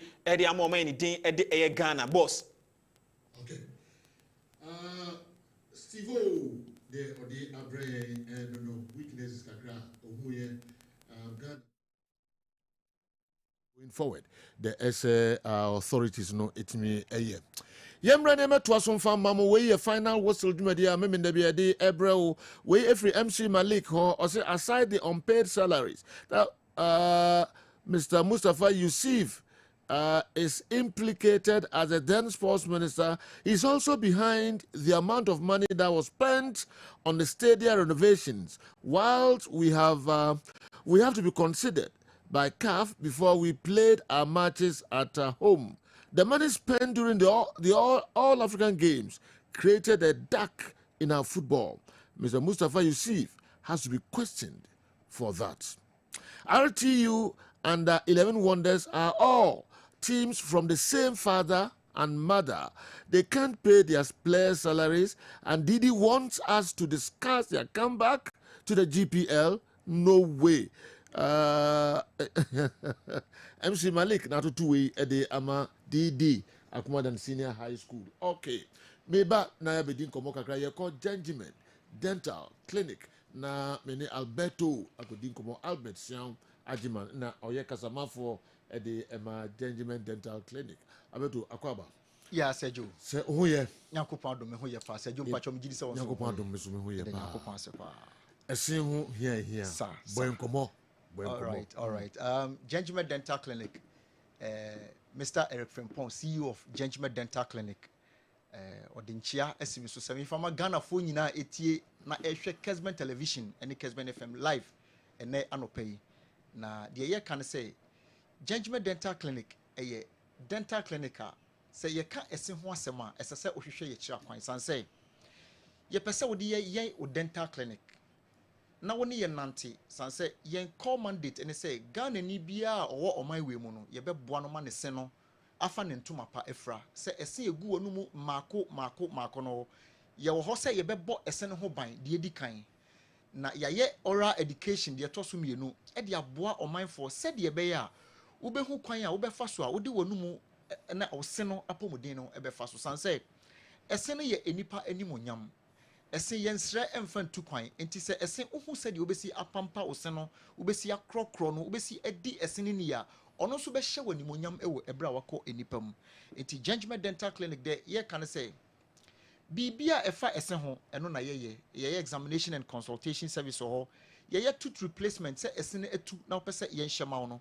oba ye be hye ne kama e de amount ye teeth whitening ni nyina oba ye be hye na ye ne fita te se de uni di soda no ni nyina Gentleman Dental Clinic ye filling ahodo ni nyina bi ye composite filling ye amalgam filling ye GI filling ye sophisticated ceramic filling ni nyina ye restore ntokro abede da steam cavities ni nyina oba ye beye nemom ye ho se ye beye oral education said ye brano no ye ba mo nchen e be church mo no ene ye pese ye ka cervical abrasions ho asem ti se o hwe televisions no so a ye ka cervical abrasions abrasion itself ne say obi ewo ho na ne se no na enamel no fita na edwira ho no na astarte na ehunu na edwirigu eno ne friend abrasions nemom ye ka cervic ana cervical abrasion da babia ogam no ene wo sene hia no sa line na eda ho no na eye esene count ye friend cervical abrasions na cervical abrasions ya de a enipa bebre e wo sa problem but omo hu kwan a omo de ebefa so san say obi ho no ma oyisu brush anu odin e na de twitwi ne sen enti de bia e ka kire manfo say toothbrush anu odin bristles no e betwitwa osenachi atete oseno enam no enti wo say the more na wo de brush no etwi oseno na e scratch no wo say o sen neck ho no na astarte na etwa u shape bi ho na ase ni nyina o gam no so na apiepia gam no ko achi na ase no atwitwa eba ne sa na ye kan se wonya cervical abrasions na cervical abrasions ya de a in fact ya de a ma wo se no efemfem wo pa because se udidi wie na wo de floss kra ekofa ho anase o sori anopa na o ko brush o se no na aya o dadwene because onim say wo de toothbrush yi kofa enya de a wo betumi astande brush no kra eka ho bristles no ka no a ebetumi ama sensitivity na kobe up to 20-30 seconds na edaso na efemfemo it will go obi or cervical abrasions no or the brush no any nam ne siachi no the afefa nanum na afi it time bia no na ma ne se no na eho no na start air pro because animu na atwitwa sa no eno no emu no aye roughage animu na aye roughage nti eba ne sa na eno no eboa ema plaques enso so etumi ekoche ho because debris no ye ka debris a say ye didi awie dia aka yesene so no say obi adi enwo aduane ana anwa aduane obo say bibi ada nanum honom no debris na aka yesene so no because of say cervical abrasion u shape na abeda hon emu no ye animu no ye roughage ninti no obo say na achi na plaques start na e develop ho plaques nso e develop ho so a eno so ema perio no e infected nti ema utuminya periodontal disease ana say cavities nso e de ne ho ba bagim cavities so kra so ye kwan ba ko a eno so obi tumi efa so a onya teeth sensitivity say enamel no mu bebubo ntokro as a result of oral bacteria be release acid no na abubo ntokro na akoto enamel no ana say obi wi ade a eden dompenum ne ade na cracks ebe pipe ne sinimu na ama eno so bacteria nya kwan awuram emu na expose na afi eno so nya teeth sensitivity but say onya cervical abrasions na toothbrush no etwitwa osena ene de aye kese enti eno no de ne sensitivity no ano odin pa obi a ohwe me bia owo se sa problem yi bomodia na Fred Gentleman Dental Clinic e was 055 913 9582 055 913 9582 and 0549 906 588 0549 906 588 Bomodiana Fred Gentleman Dental Clinic na yema direction ne bra na yemo na yema ni enyai sanse de bia ye kase proper brushing na yenim your proper brushing technique da komedi brebe ba be cheche ekwan ya ye fa so a ye brush yesen na enkofa how emfa mre ye no san yema ni nyina e contribute because brush no odin de the more na udi twi no ubo se na cervical na obo so a ubo se esene gam na piepia kosoro sa no ubo se line bi esa eda esene chi eho sa se udidi wie kra na se udi toothpick kra na ekoyi food particles na akosha osim na ubo se toothpick no ana floss ne kana na efemfemo unya teeth sensitivity bi aya wo se bi a unya aduro bi ekonomo a ebeboa da bi wei wo se wukohu dentist na ye boa na yetumi ye ho adwuma na eno so etumi ejai ma wo bibia ni wa obetumi aye e dia stop cervical abrasions agi se obehu dentist na ye boa wo ene na de bia ka se Gentleman Dental Clinic de me adwumadie ni danso no se ye de fa oral education mo no ne ye de fa procedure ne education no e ka e kyerɛkyerɛ kwan ya obefa so awdo wonum nsɛm ni nyina e ba fa so said be ya sa e how bi sei emfa emma obi so kro ho a oyusu ya no ano hard object bi te say pins eno mo ne ade obi okro fa dadoa na food particles a akohyehyɛ ne sinimu no na ode eyi ne sim obi ososo a nail biting obi okeka ne more eno so tumi contribute ma unya cervical abrasions ena uchiu hard object bi te say bia wakotena sport bi ase agro wo de osin etunsa na wo de cork no wo de osin ekeka because very hard nti eno so tumi boa ema unya cervical abrasions no eba ne sa no a tembia sa nipa no ne se femfem no ontimi ena fe so de bia na ase no ayeye ekuro eno ne ade obesori anopa no na blood ewo nanum eti cervical abrasions ya ade a se utumi ehu kwan a wo de osin befa so se wadwen ye se bia esene se de sitere obokotu otwi ne se no ama ne se no aye fitafita enti wati paste awie no na obrush first one wasa kote second one esa dia barbecue thinking say eno na ye proper way no ye ka oral hygiene proper oral hygiene it is not enough say de bia ye be cheche omanfo no say obrush o se anopa enyumra okoda no osa brush ya okay I will say we make sure say anytime bia obedidi awie bia no obeja ensuo kakra a wode behohoro wanum be rinsi wanum no na wapuagu na food particles na esese kohihye wo sene ntam ho no ema ne pro no nyina no eno atumi abesene akọ afi so e wo say utumi floss daily say udidi wie a make sure say obe floss at least one time floss once in a day esese utumi floss because say when you so proper year yede tools a yede eye flossing no ho adwuma na ukofa prayer of form ukofa dadoa no ne ade a eno betumi acontribute ama wonya cervical abrasions inti eba no sana scent eba wonum because eno so food particles na kwahye wo sene ntam ho no ema de bia na pampan ewo wonum scent na efi wonum ba no eniti eye wo say hard brushing and I say over brushing you can over brushing na o brushing more than 3 minutes eye over brushing yem brushing you say more than 3 minutes. I also will stay within 2 to 3 minutes maximum. Anopa enyumre. To bo ase fa toothbrush ano yemre na efa e brush. Oseno eno betumi aboa. No wanko fa brush na ntwi usin ya thinking say eno na woni beba ho so no na wo enamel no na eyirodi. Enamel ni yirodi a udi ade a enwunu say chilled food and I say iced water wuntumi numbi fruit ewo acid bebre to say pineapple no ne orange anka odi sa ne mani nyina na akwa yi no apie na ema osene fenfemo edu tembi kwa nipa na dwe ne say allergy there be dentin na ensese exposed because under no circumstance esese enamel no fita no edwira other layers dentin and I say pop na the central portion of the teeth no ensese bibia ema no epie ba na yedi ani ehu eti over brushing ebetwitwa wo senase no e how kese pa de ebebrew obi ho tumi nya cervical abrasions due to toothpaste bia o use containing abrasions so we use toothpaste abrasions wo ma eno no so ebetumi contribute ama wo se no enamel na start na ehunu na afi odi bristles ne kan no na start na ase no na etwitwa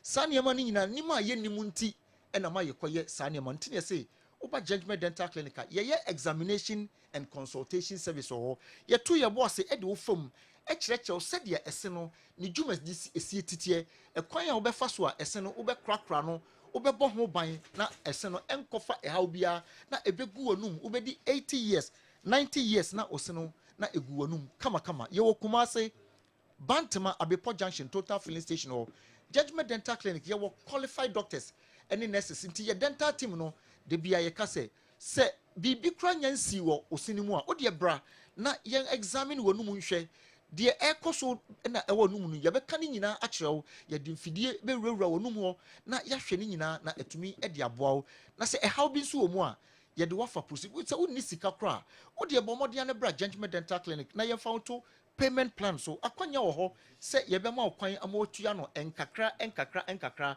because ye wo ho say ye be boa ema wo se no afa na ntuma pa efra anything na all the time no ye ba out na ye oral education e church kwan a wo be fa so a wo de wo se no e be bo ho ban san chechi ye aboa enipa bebre eti Judgment Dental Clinic ye kan say bomodia na tambia yusu toothpaste fluoride ewo mu fluoride no ebe boa ama na fight cavities and I say wo enamel na erodi no eno ebobo ho ban e de amount na wo se no so etumi na jai nail biting say o sorry a wo de wo ekeka o se and I use hard objects bi eno so sanema ni nyina ye nema eno so emmoa wo ema o se no na toothpaste abrasive e se ujai.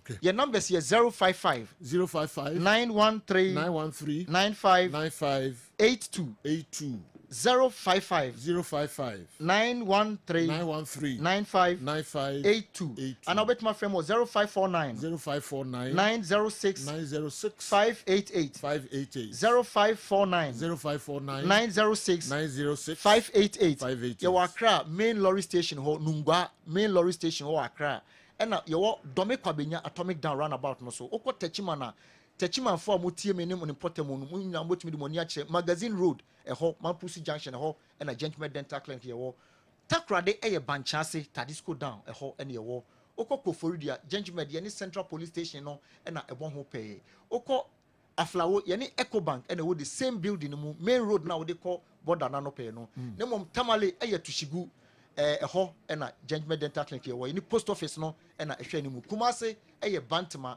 Abepo Junction Total Filling Station no ɛna yɛ Saturday bɔ mɔde ne mmɔfra no mmra ne yɛhwɛ mo yɛda mo ase paa yɛnso yɛbɛda wase paa okay abɛsen adwuma yɛ kasamafo ɛde ma Gentleman Dental Clinic ɛna ɔbɛbɔ yɛ saa nkɔmɔhwɛ mo momfa mo ho mɔ mo monkɔ hɔ na monkɔhwɛ mo se no na ɔmo ɛbɛboa munnu ho da sɛ mokɔ hɔ sɛ mode mo se no ɛkɔ akɔakɔgya Gentleman for pamtɔ Black Stars ɛne Trinidad and Tobago ɛnkyɛ koraa ɔmo so game no ɛbɛhyɛ aseɛ den na lineup no coach Otto Addo asesɛm koraa Lawrence Atizigi ɛnɛ order goal ɛde ama ɛyɛ Black Stars Gideon Mensa Ejinem Stefan Ambrosius enso Ejinem Khalid Irenchi Oka ho de Abu Francis Razak Simpson Ibrahim Solimana ono so eka ho na Lawrence Ajekum Ejinem Edima Black Stars Christopher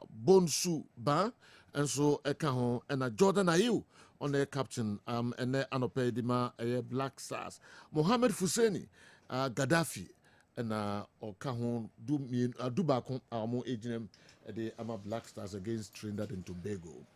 All right, debaba near be discuss league matches no and other local stories kakra bi ansa na du mienu abo na ya peja yemu na matun safre Heart of Oak supporters no mpanimfo no kakra ewa ha pese me no mo twetwe enkomo kakra ansa na ya ba na other local stories no ye de abetwa moso mpanimfo no ewo manim ha Kobe Jones ono na PRO ema NCC no owa Kobi saboko sejo nyame adumo na fitia ya de wodi nkunim bia na hatu folk ekunguni de bia yedi nkunim de bia wodi nkunim aze de bia yedi nkunim e de hatu folk because state be na hatu folk wom sisi a obeka say dedi kama menchia hatu folk echita for we dey fan kake ye mpanyimfo a ewo region ha mama introduce mama hatu folk sisi ade I'm saying state a woman no we compare in the past 2-3 seasons I'm say a kakra okay your supporters in just an year sure but never see a queen in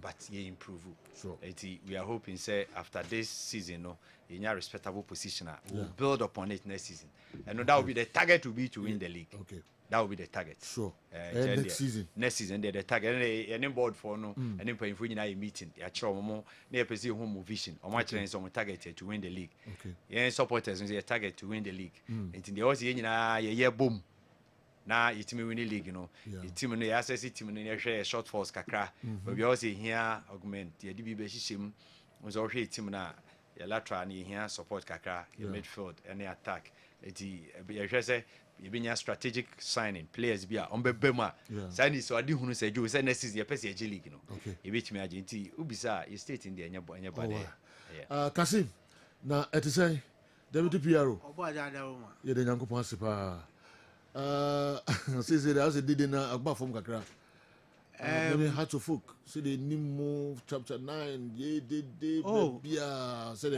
ayi kanu agba form and yajitum yes yajitum na won say House of Folk no say team nankasa ahun kaka no say ebe form a e affect supporters no e affect directly into I think say enkonisa ebesisa said Jones can yes next season inshallah they're going to into next season and we are doing no besisa because the idea no for next season no tawe sure yes tawe into Heart of Folk ni kotokono e baby na mu I tell you na mu jeja mu yes but ebe peja ya ho ese ye next season ese mu mienu no mu prepare first and second kitty fa yes ana ide league no cry league ayi boy eduru say oha no masen ye ho na enso asen om ho na ayede say na ede even though be amu onfinfin oba mo an obi ehwe yes oba mo so kara ma for show yes we are mo say mu mienu one lead ni nyonko points ne say yes no I think say ye mienu mo ko yes how soro first and second na kenye de meaning say next season because me share Kotoko team no so I know say they also improve. All right. The next season any be see any. Okay, but sa fra me tone sa fra mu dem pamcho enya munti na me fra mu. Na mom Yusuf Abdullahi. Enti na me tone sa de efra ya moka no hom bebo ama obia ye di sankomo yi ene anope Yusuf Abdullahi. Yusuf ho kakra, right? Yusuf what say? Nyame ada Roma say yo me ho pa. Ede nyankopon ase. Em say ye ka Yusuf Abdullahi supporters no de. Ana sela na amanfo animu pa o supporters. Why na Yusuf Abdullahi? No correct. Say yo me da say. Na mechia watiefo so nyina. Mechia santima mu mpanimfo. Ye RCC ne NCCs. Nyina mechi obi a chapter chairman ne ayi friend say ye mpanimfo nyina mechi obi bia. No correct. Yusuf Abdullahi me bo fada defa. A bofa dadefa. Uchrim say. Ai me free bono esan free dagomba. Oh. Tamale. Okay. Ai ma me free bono hayana empapa nso free dagomba. Okay. Bono and then dagomba. Wow. Me ye wo Krubi a friend no Bantama. Ewo atebebu ni Kwame dan so mfimfin. Okay. Ya wo free adwura atebebu. A wo mane se wo kokrachi a. Sa kru no wo ho. Eho ne wo me. Eho na me sorry call school kakra ebe call bi wo Salaga. Ansa me de me ti efam wo ankran. Okay. Nti aja ya sorry yenso timi ya na ye support. Me free your friend is saying after school. Me your friend is saying. Me bo me sesin wo Accra. Okay. I say the me this is how busy Accra. Me busy Accra for so many years now. Okay. Me Accra. Okay. Na the me ye kuyadwuma.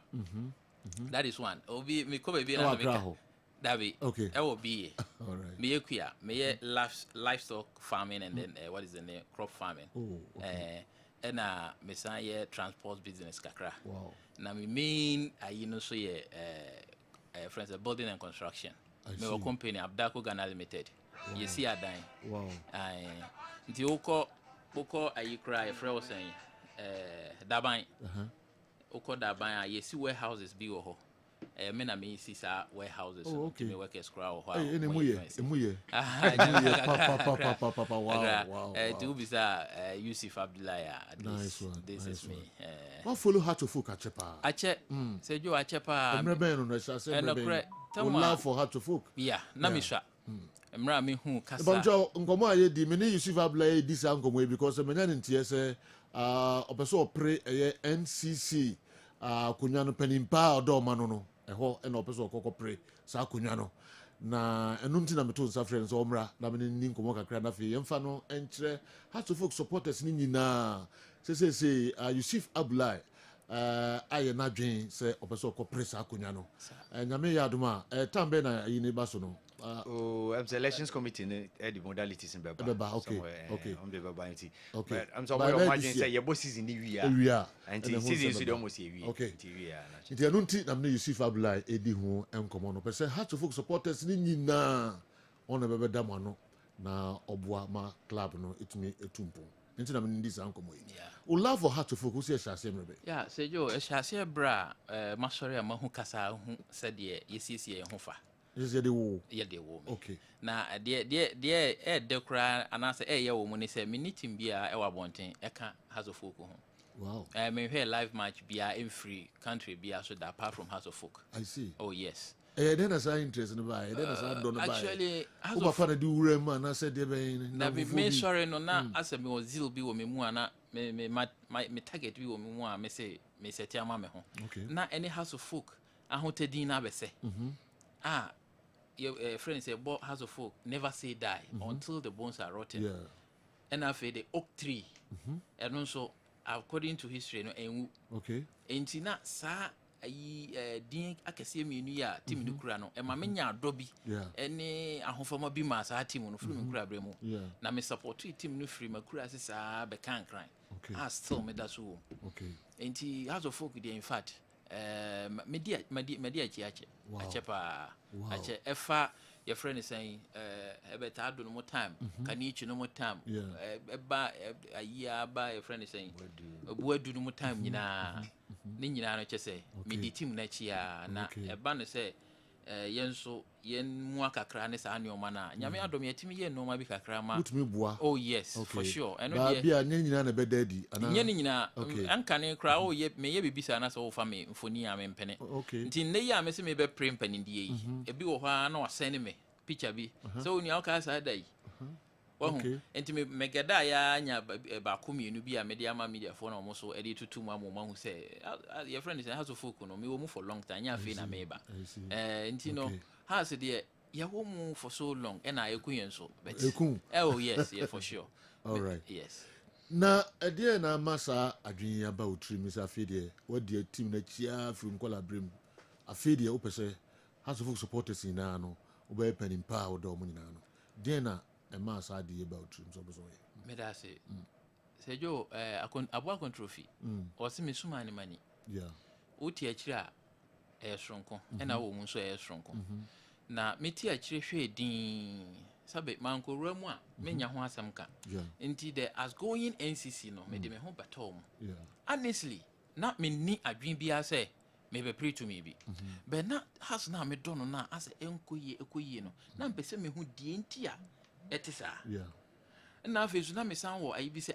omokra no se me wo bibi na se me de mo ana se sinto bi na wo ho a omuntimi a me so wo bibi a me de be support wo mo ti me ben omo pa na sejo me hu enoma ba ko mienu bi a me megitu mu se ye no a trust me house of folk will be back wow ba bi a wadru bi obeba I see yes to me no sa a friend is saying anigye na ye wo nkan tete no ebeba ma na aboro so kra because they say ye wo afidie bebre a yetimi boda ro bebre so on the meche no ye wo normal bebre a yetimi fa so de kasa ewe ye ho enti ende na ye kasa ye bebi a ye betimi ayama na ye kase pa I see that is what I see enti nkabom na me de me ko ba bia se jo me preach every ye na na togbe so sa besi the last supporter ende eno manyem no mpo no enkabom ene ye den ye hia enti ye nyina yenka ye hommom na ye baako a trust me nobody can push us down ye be ko ba bia nipa imagine say ye beduru because phobia no woni din dada ekubrani bi esi ho a sabe wompo wode wo ho kobata na akoye se friend say wode wo ho kobata na eno mmom ye wiye so de picture yes has of folk no ma ho bebre matenso bebre enti se sa team we se ye tu na jeje mu ne sa noma bia menka se sabe omo ho no nye noma yie ena menka se mpanifo no omai bo mo ho mbodin pa omabo mo ho mbodin every your friend say tam omo team na omo di team na nim ebesi the last person they say odi anim Evis obia ye na famu de obia try say obe keep team no on his toes but it's rather unfortunate say we ups and down enti ye nyina ya realize we enya me nko ameko say me ba ye nyina na ye yabo ye nyina enti say jo I think say enti meba so na yemra supporters no de no na fe club no vision for supporters no na fe for club no yen shase infree supporters no de very good oni so ade hunu pa yes say jo ye ba supporters no de as they say ya pray nyina bubu I was say original supporter bia wo tie me na wie yi mesramo obia nso nyina say e chapters na awu ni nyina no obia mo modern ko register chapter no meka ho abe nipa miensa ne yagina say yeto yeso aba ame abe NCC enti no so wo tena ho na wo want mi anya ne wo chapter no ameto aba na e kina obeka se manye bi enso na ye wa na waye ye nyane chapters ni wi a e nyina ye be ba ko said the one we knew the one we knew you ye ni camp bia ye ni old and new bia ye ni board ye ni management ye ni team ye ni supporters ye nyina ye one ye nyina ye be ko so aye one nso na there then say in fact in fie bia betwa mu ko nka se be obehu se we camp we any we so ye camp we pani we na edi we ba we susu na edi we ba but this year I don't think say it is me na me ball me yi say meba na ma be boa team no omo ma cancel me de ma so to form sa omo anso na ye den e kan so omo so ba be boa team no nti me so obi ade opepa bi e na ebe so team no aye ne yie say ye me na menyo say ye omo nso na ebe nyo e team ni nti na ye nyina ye nti ehun ya say sabe se menya me yonko no ebeko atia me anaso no na ebenya me mbeko atia ono enti me yesho san carbon way eba a supporters front no ebe strong to the team and the to the team and then the RCCs and then what is in the chapters on say of late ye kobo match bi wa we ni sa ne o mana omunhu de emehu an say team na ba the entity say me mom pani force bo on say o kwa akuna woni leader sa na ebe sabe me nka say Elvis wonye leader we very leader but me sure so man so opportunity we be kan sem bia ebia na won pese be ba ne sa nenso abasa enti say ya hu say akoni say ya de hia ne say betutu ye no maye said ye be ya yen kan ko ne yenim ko no yen koto sa atokru no anasa amena ne mo bi yes okay yani Yusuf Abdullahi ono na epese se ekwan dem sa bato no bibia no eye set na ye beto aba oba begina na yato abade ama no se NCC chairman Accra hatufo ko ne no twetwe nkomo ene anopay na challenges ne ade kakra we dia so ba ebi wo ho yes Sejo sorry one say challenges we are ready for ni nyina yes ya bra boy ye boy ye ntimi en sorry say supporters no any management and saying by binum sorry kiki normal co face Jones because we lead bida no correct Kobe Jones we lead bida sa de ni nyina nyame ya adoma challenges be brave yes we are ready say ni nyina no umreso no bia sa amre no sa anema no so ebeti kakra na fi supporters ne leadership no kuta wodie no bibia no betima koto team me da Sejo one say supporters and nanke was say ye baako for so long time ntimiansi na de ewo madwin mu ne say mpese ye as going NCC way or maji baby a omo siesie e de aye office na me hu ne say no ma mu enye sa ntimia mafasi me hu say mebo mo ama saade no aba so na eba so wi a ye ne ye chapters mo office no yes wa office hu so say obeboa ye meboa wan kasa yes wow in a collaboration with the ye pa na nyani pa nyina na ho ya omo e prepare so mbe yidi aboa club ni supporters yes ya ko Jones true no it's true yes I am never be bring na ono that is it wow because me di nanim me ko o say bobi na ye ko training ground so o ko na ko redeem sa no say no yeah, Kono, idea na around 15,000. If you not spend almost 35 to 40,000. Wow. I was even surprised. 35 to 40,000. Because Okoye, 400 million. Yeah, because Okoye, player now say nobody will say go.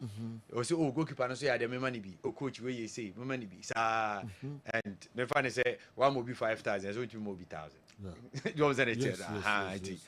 Now, I mean, and never be brave, but those time we are on perceive. To be honest, the NCC say so kind. Why be brave? But people will almost know. Yeah. Yes. On perceive a name of baby. Say you want say ye dom pa, ye dom so ye nim ye dodo. Inti ya adwen say ye bamu a ye benya supporters ID card. Said ye be betumi ahu ye dodo. E dia boy ho dawro. E dia prempuntu dia buy. Omuni bi sese. See mpanimfo hye ase ne nso no 1 or 2 nti engina yie nti ebehwe se ebetimi amana ye den agina amana ye adwuma e na afi wonim se ye supporters a ye benyo omo daache no omo ni stand se ase am abontensofo no foreign ones no omo peki obi a ti ayo ya adwen se enya omo nyina mom nti schools ewo around Osu Nima ewo mamu bi eba e friend saying labadi adabra kanemo ne teshi no mo sa schools no ye beko ho e de books a e bia house of folk players bi pictures bo ho ne ade omu 102 bi ne the player ne coach bi so akosra sa school no ye wo match bi a ya catch headmaster ne ye ne ayi ye the school student ne be ba ne sa de o mako na ye entertain you omo I introduce omo into house of folk say de be ya ye benya daachin supporters bia so be predators and say any ho a almost be hwe akire ama na yefe enti these are certain things we are also thinking about. Kọkọbje so opese o ka bibi na fi say me wi ono an so. How to folk position no. Adodo ono an supporters no. Betima ko ha mo. Yeah. Mo. Nti se wo ba Nyankopon se ne ma sikwe de. Mi say den a ombeto abande ama. Oh, in there for sure. Ese wo boa the supporters no e di team na chi. E push How to folk. E ko the rightful place ese omo occupy all Ghana football mo in Africa. How to folk ni kotoko ni say ni hu omo. Yes, and na wa ko hwe match no. Na obi akra ni stadium. Oh. Mobo. Ha dwen o. Obeko kotoko stadium, obeko How to folk stadium. Obia ni ho. How to folk ni kotoko matches body. Omo mi enukra ka bom so omo bobola. You be a gate ni free crowd because Accra match. So the president by yes. Yeah. You see, they now Babe Bois ama or pushy domino editing the TCC. Oh, there. Because winning the brain, no dinner, yes, yes, for sure. I know the so now. I say, ansana we base no. Na ye nyina ya kan ho abom se de America no. E kan ho bom na chapters no. E very vibrant. Yeah. Na ma bi bi mu to say chapter O, chapter 99. And 89 and 32 and phobia tertiary ye massa a kui ye show massene and more ye din or man ye din or more ye din e wa go from aswa ebi mu kura o as ha de no no sa ahofama no mo de ba no team ni be win ni kura san mo ko stadium sa intis we no mo no ye ntwen e na afin so won say ebi wo ho a player bi wo ho a wo de supporters ba sure enti ya adwen say ebe hu mpanimfo na ya po matcho na ye ne omo aye qualification na ebetimi ade set players aba has of folk na omo so de supporters na den aba me sure so omo betie yen because ye nyina ye peni ye enti no whatever be the case no supporters beba park biem and na phobia mun so be de pa phobia mun so be de pa of Yusuf Abdullahi a chairman of the NCC but omo ntronto ba bi o si phobia mu be de pa as phobia de dead yes the phobia bobo emre no ko kobi ne kasim kakra nkra bi na fe mi nko we receive so na yem papa Sergio the American chair supporters ni say say this year season as me sure say na your supporters ni need that so say Belgian league and the fact because you should be a last send a name as and I'll share this is a team no cry a new team but and yeah bad the target next season is to win because we'll build upon this team maybe I seen Tower maybe also a DB shame any paying for a no more the home come and we think say you miss on Bayama now almost actually and say target next season because of the field we are doing well Phobian ladies Oaks FC they are doing well you know and I'll share Arrows Royal Oaks they are all doing well and you know I was a senior team no LED way no just say next season it Major League in this year na say GBA check and target next season has of folks support be am 23 say next season your target league Kasima wa me kanisa no na yesre regional chapters no mo bia mombodiana on yan elections se na ebe ya ubenya akwanya na obetimi abeto aba isan se yehwe se chapter wentumi anya no what I say yepese ye omo nkran se na ebe ya all the chapters no bia be make sure say obetimi abede ebe vote yes because anything I say obia chapter sisi a kase chapter bia no a our mandate chapter sin obia say omo election nti esra has of folk chapters no the omo kumasi ha bono any across the country sin obia modern obono modern na omo enye omo elections na omo tumi enye akwanya mbe den embe vote mechanics ade a senior wa wonim say chapter o de bia e wo bia no timudi gwa na chapter O wow arrows be quiet and don't be silly we are the favors as of folk we never say that I say leve is my I said love is my titty. I said love is my titty. Arrows, arrows, arrows. Be quiet and don't be silly. We are the famous house of old. We never say that. Antona, Asofos, Asofos, Asofos, Antona, Asofos, Asofos, Asofos, Antona, yeah,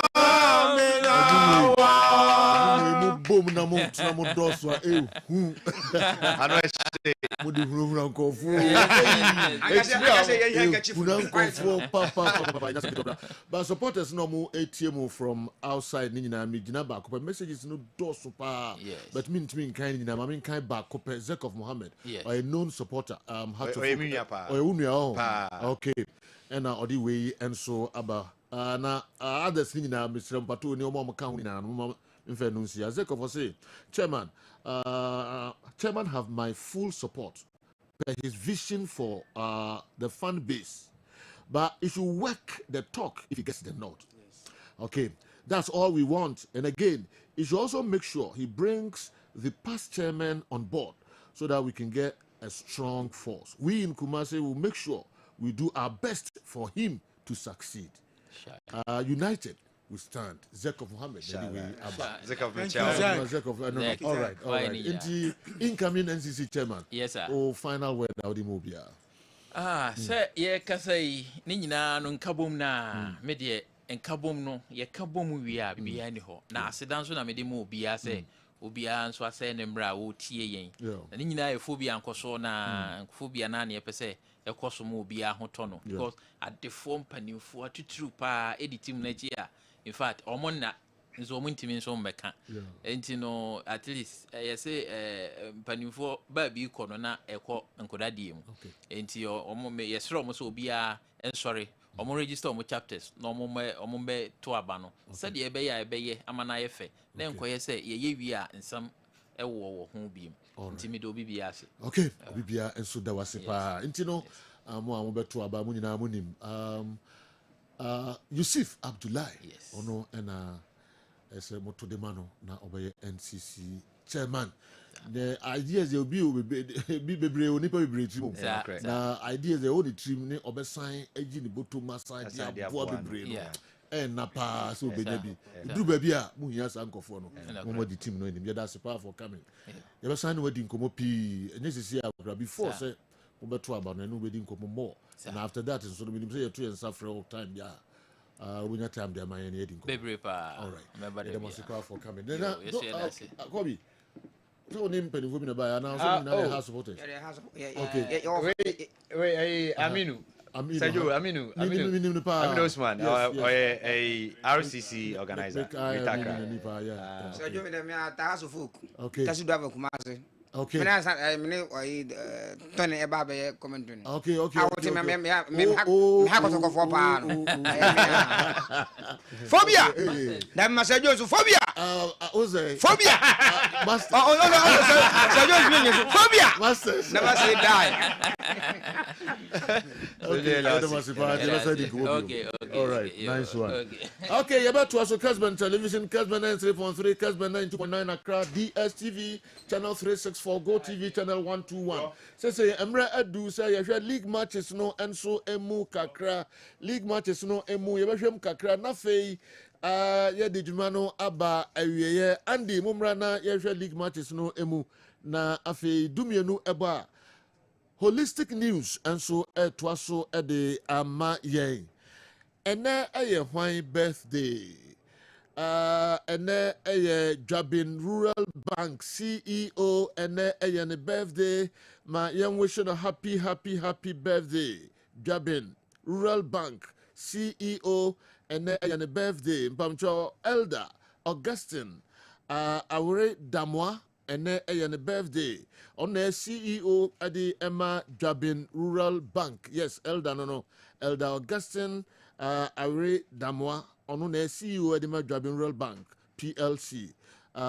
Area Deacon adi Emma Ejusu Pentecost. My young wish you happy birthday. Hey, and Simpi. Elder, happy birthday. Kessben Television, Kessben 93.3. Hey, Alaji Mama Sally, if you went to Banda Line. Wow. Mreno Kwadia, but about 3-4 minutes be as I mean, Dinko more Kakrami, who went him there. Say, intro message, and Famra, a program is so. Ono Edin Kai, and now ono Momudin Kai, no say, the message here regular. A program is Nene for the first time, or double as the communication director at the Emma Young Apostles, Alaji Mahama Salia, Ifura Wanchi Banda Line. Now to say Akwaba. Oh, Sergio, Bibiaboko. Oh, nice one. Voice, no sooner some good work. I think I did 10 radio so. Nice. Na at the same Bibiaboko, Young Apostles, more battle relegation. Till say 2 games in the over. Ne over so and I'm free. Sergio, from the available league table. Yeah, more 40 points. You're 40 points. Yes. 5 points away from Accra Lions. No, you find say 2 games. 2 games more to go. Yeah, 6 points. And you find say either 15th. Yeah. And Accra Lions for either 16th. If I say no more the last slot to avoid that. With just a point from the 2 remaining games, we are safe. Yes. Because you know more head to head FA. We played them in Accra. Yeah. Draw. 1-1 against them all Doma. So head to head no FA. Okay. So from the 2 remaining games, just a point saves a person from relegation. 2 games. Yes, from 2 games left. Okay, Mano Kokotria, Mano Memfa. The 2 games what losing the million. Well, yes. In football, there's no impossibility. Be able to see. Same goes to them. Yes. Almost bit even this weekend. Yamen watching. Yeah. Should they lose their game? We are up against Kerala in Tamale and then Bechem in Bechem. Baku crying home. Last time I said no, Bechem they so more safe. Bechem they are very safe. Yeah, Bechem is safe. Now Kerala. Kerala for so this is their last game of the season. Yes. Our last match against Swaterman will not come off. Okay. And when Maso. So no more Jai Bontino. Some match in Maso. Almost 35 points. Almost 35. So plus your points, you know. Almost more points, badly. I think 38. Almost saying 38. Yeah, it didn't Saturday become 38. Yes. Yes. As it stands now, yes. almost 35. So plus those 11 points, 38. Yes. And a year 40. Yes. So with the drone game against them in Tamale, we are home and dry. We are home and dry. Yes. So we are hoping, say, okay, in Tamale, Kerala will do all that they could. But then, match them no way, you know. Yeah. Now a point to be there. Yes, salvage. So definitely, we are on course towards avoiding relegation and staying in the league. But how does it feel? What's that situation where to say? Young Apostle. Well, yeah, it's a team experience nightmares relative to relegation now. Yeah. Or down to mean that. Oh. It's about calculations. And we lose, we border, we win here, me win here. That's all your language. Sure. Mass and Kwana obey. Now the board master frame. Now the calculus A frame. But at this point, you say Kerala and yes, so solid a team. Yeah. But what you've seen of them when they came to Winchi. Remember Winchi, it's 2-0. Okay. And I echo against them in Tamale. Here's a team, no? From the last few games of the season, your modern ball has been up there. Okay. Against Holy Stars, Winchi, we won 2-0. Yeah. And they call away to Vision in Accra. I could lose 2-0. Yeah. Last Sunday, give me more than Pana, I'll be them say, yeah. Within 18 minutes, near about 3 goals in a week against Heart of Lions. So, sir, when she, the sir confidence and any hope, no. And I shall boys in the Muma, yet the air quiet Tamale. And at this point, all those who matter in the scheme of things of apostles, Obia Soregina, okay, stakeholders, supporters. When you say at this point in time, when she a cashew hub in Ghana, okay, all the cashew guys are up on their feet, okay, helping. Those are the abattoir. Mayanka so enya do so eda. Almost also airboard team no. Omon paibo and almost support. And my team no agina up to this time wa you can say. Okay. So from your operations, at least a point in the 2 remaining games is not anything beyond our reach. Okay. You achieve that and then sustain the team in the league. Prayer. Most support need to say base no. Well, unse wenchi. Yeah. Enya premier team da. This is the first experience of the town when it comes to high profile football in Ghana. In Tiama, every single match day, attendance increases. Say na 10 or 13. Okay. We've never been suspect when it comes to supported base. Okay. Or Bieba. Have we seen the attendance on TV? Or gas number or Mekai. So attendance the winchimai yen team ka say omomoa enye rock solid. Omo bo team ni yi. Attendance on ma so omuntua. Okay. Unlike other venues so much I beg you know. But when I beg you any was okay. To omo ba they pay and then gain entry to the stadium. Okay. Omo wura mu so a support no e ade obode ma yi. Who say your last game against Lions. Cast ball no omo to also be for about 30 minutes. Second half ebe continue no. The reason was that our fans were vociferous against their bench. Okay. Hence omombo. Okay. But later peace prevailed. And I can see the twice. I see. And for support in Wenchi there. Munya. Yenya. Even those in Wenchi, those in Techimai, Sunyane, and Soko, Bandam Quanta, Bamboy, Omunyaba. Okay. And Tia Martinez no is always appreciable. Team no more. Who's on my community? Well, team is not owned by a rich person, but the best you can afford. We can't Ura don't fair. Don't fair. Ura don't fair. Yeah. He's playing his part. He's not a rich person, but the best he can offer. Yeah, they are all yeah. Okay. And we do appreciate him for that. Okay. Emirate Corp. I wish I could be doing. Now, well, Azaro. Bye. It's relative to when she Salah Football Festival. Okay.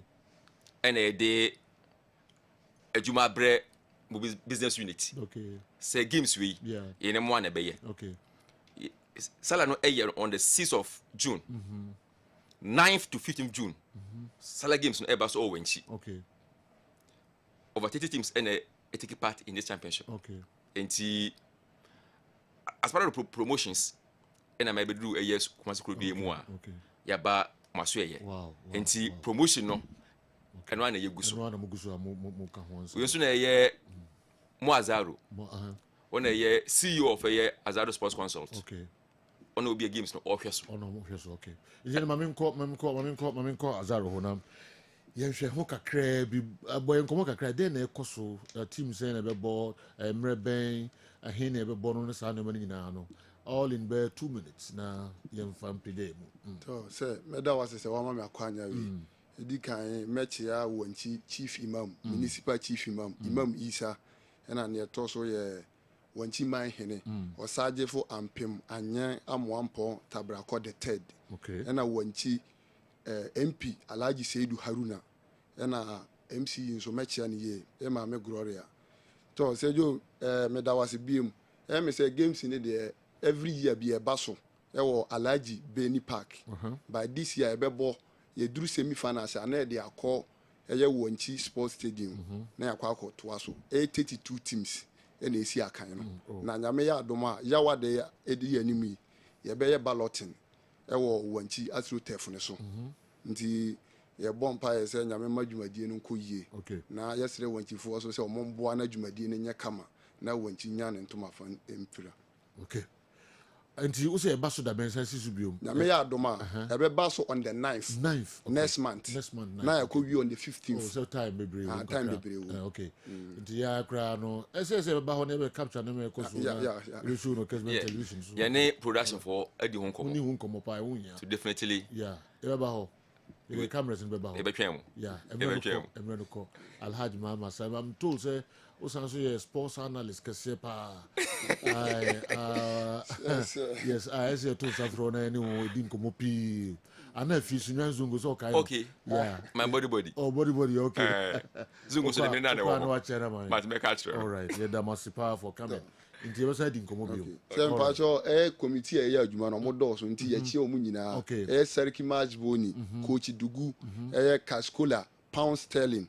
Omo do so ya chie omu nyina ye ntimi wa chie omu nyina. Okay. Mazaro beda sipa on if you want to band line on so a cancer adwumadi e ho ba double as the communication director Emma Young Apostles. All right. Yebesa okay, Kessben Television, Kessben 93.3, Kessben 92.9, Accra DSTV, channel 364, na fi Go TV channel no, 121. Yeba na ya bewie dwumadie no said e din kan ede 2 da no matches ho weekend enya sam ketu Accra Asante Kotoko ebetwen mediema ewo Baba Yara Sports Stadium, Legon Cities enso ebetwen Hearts of Oak ewo University of Ghana stadium honum Sanso and a Golden City Park, Brekum Chelsea, and the Gold Stars, and Ebesia. If you are Basake Holy Stars, almost Ebebo, Ampain AAK, the second, Sports Arena, Omni Nations FC, and Bebo. Karela, almost any Young Apostles, Edibesia, Aliu Mama Stadium, Tamale, Nafia Accra Lions, Omni Dreams FC, Accra Sports Stadium. FC Summertex, Omoni Diana Stars, and so in Century Sports Arena, and Heart of Lions, and so between Bechem United, Pando Stadium. Emra kai mejai ama monso mabam sen na muhu league said ya kwa dunu kumasha Asante Kotoko ni Heart of Oak omo dinabre table no mu Nations FC Bibia NC yenim se Bibia NC Bibia chese Nations na ekwakoje Ghana Premier League 2024-2025 season no. All right, Bibia lines no bra na betre wadwe Black Stars almost any Trinidad and Tobago almost the tie so the day third place game 05515999933 05515999933 0551444 Mutimi Efre na Mutre Madwin. Hello, good morning.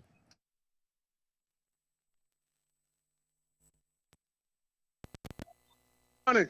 Oh, hello, good morning. Good morning, what is it? Nyame adu ba jana nso e. Akopa do mesmo ho ye pa. Sajo ben ni jakogu. Ben, me ti won ka che pa. Oh, papa yo. E si e be sell studio pa. So ba na la ba, so ba. No have sell deko. Why? Bati. Ano pe e de wasi. Ofu do amudi aman. Asante Kotoko na e kira. Yes supporters here nyina nko hye pack so ma. Na ye support you too no. Yo lege no Kotoko betumi age. Ne tunya sa age Africa ko na kan ho ntie nyina enye baako.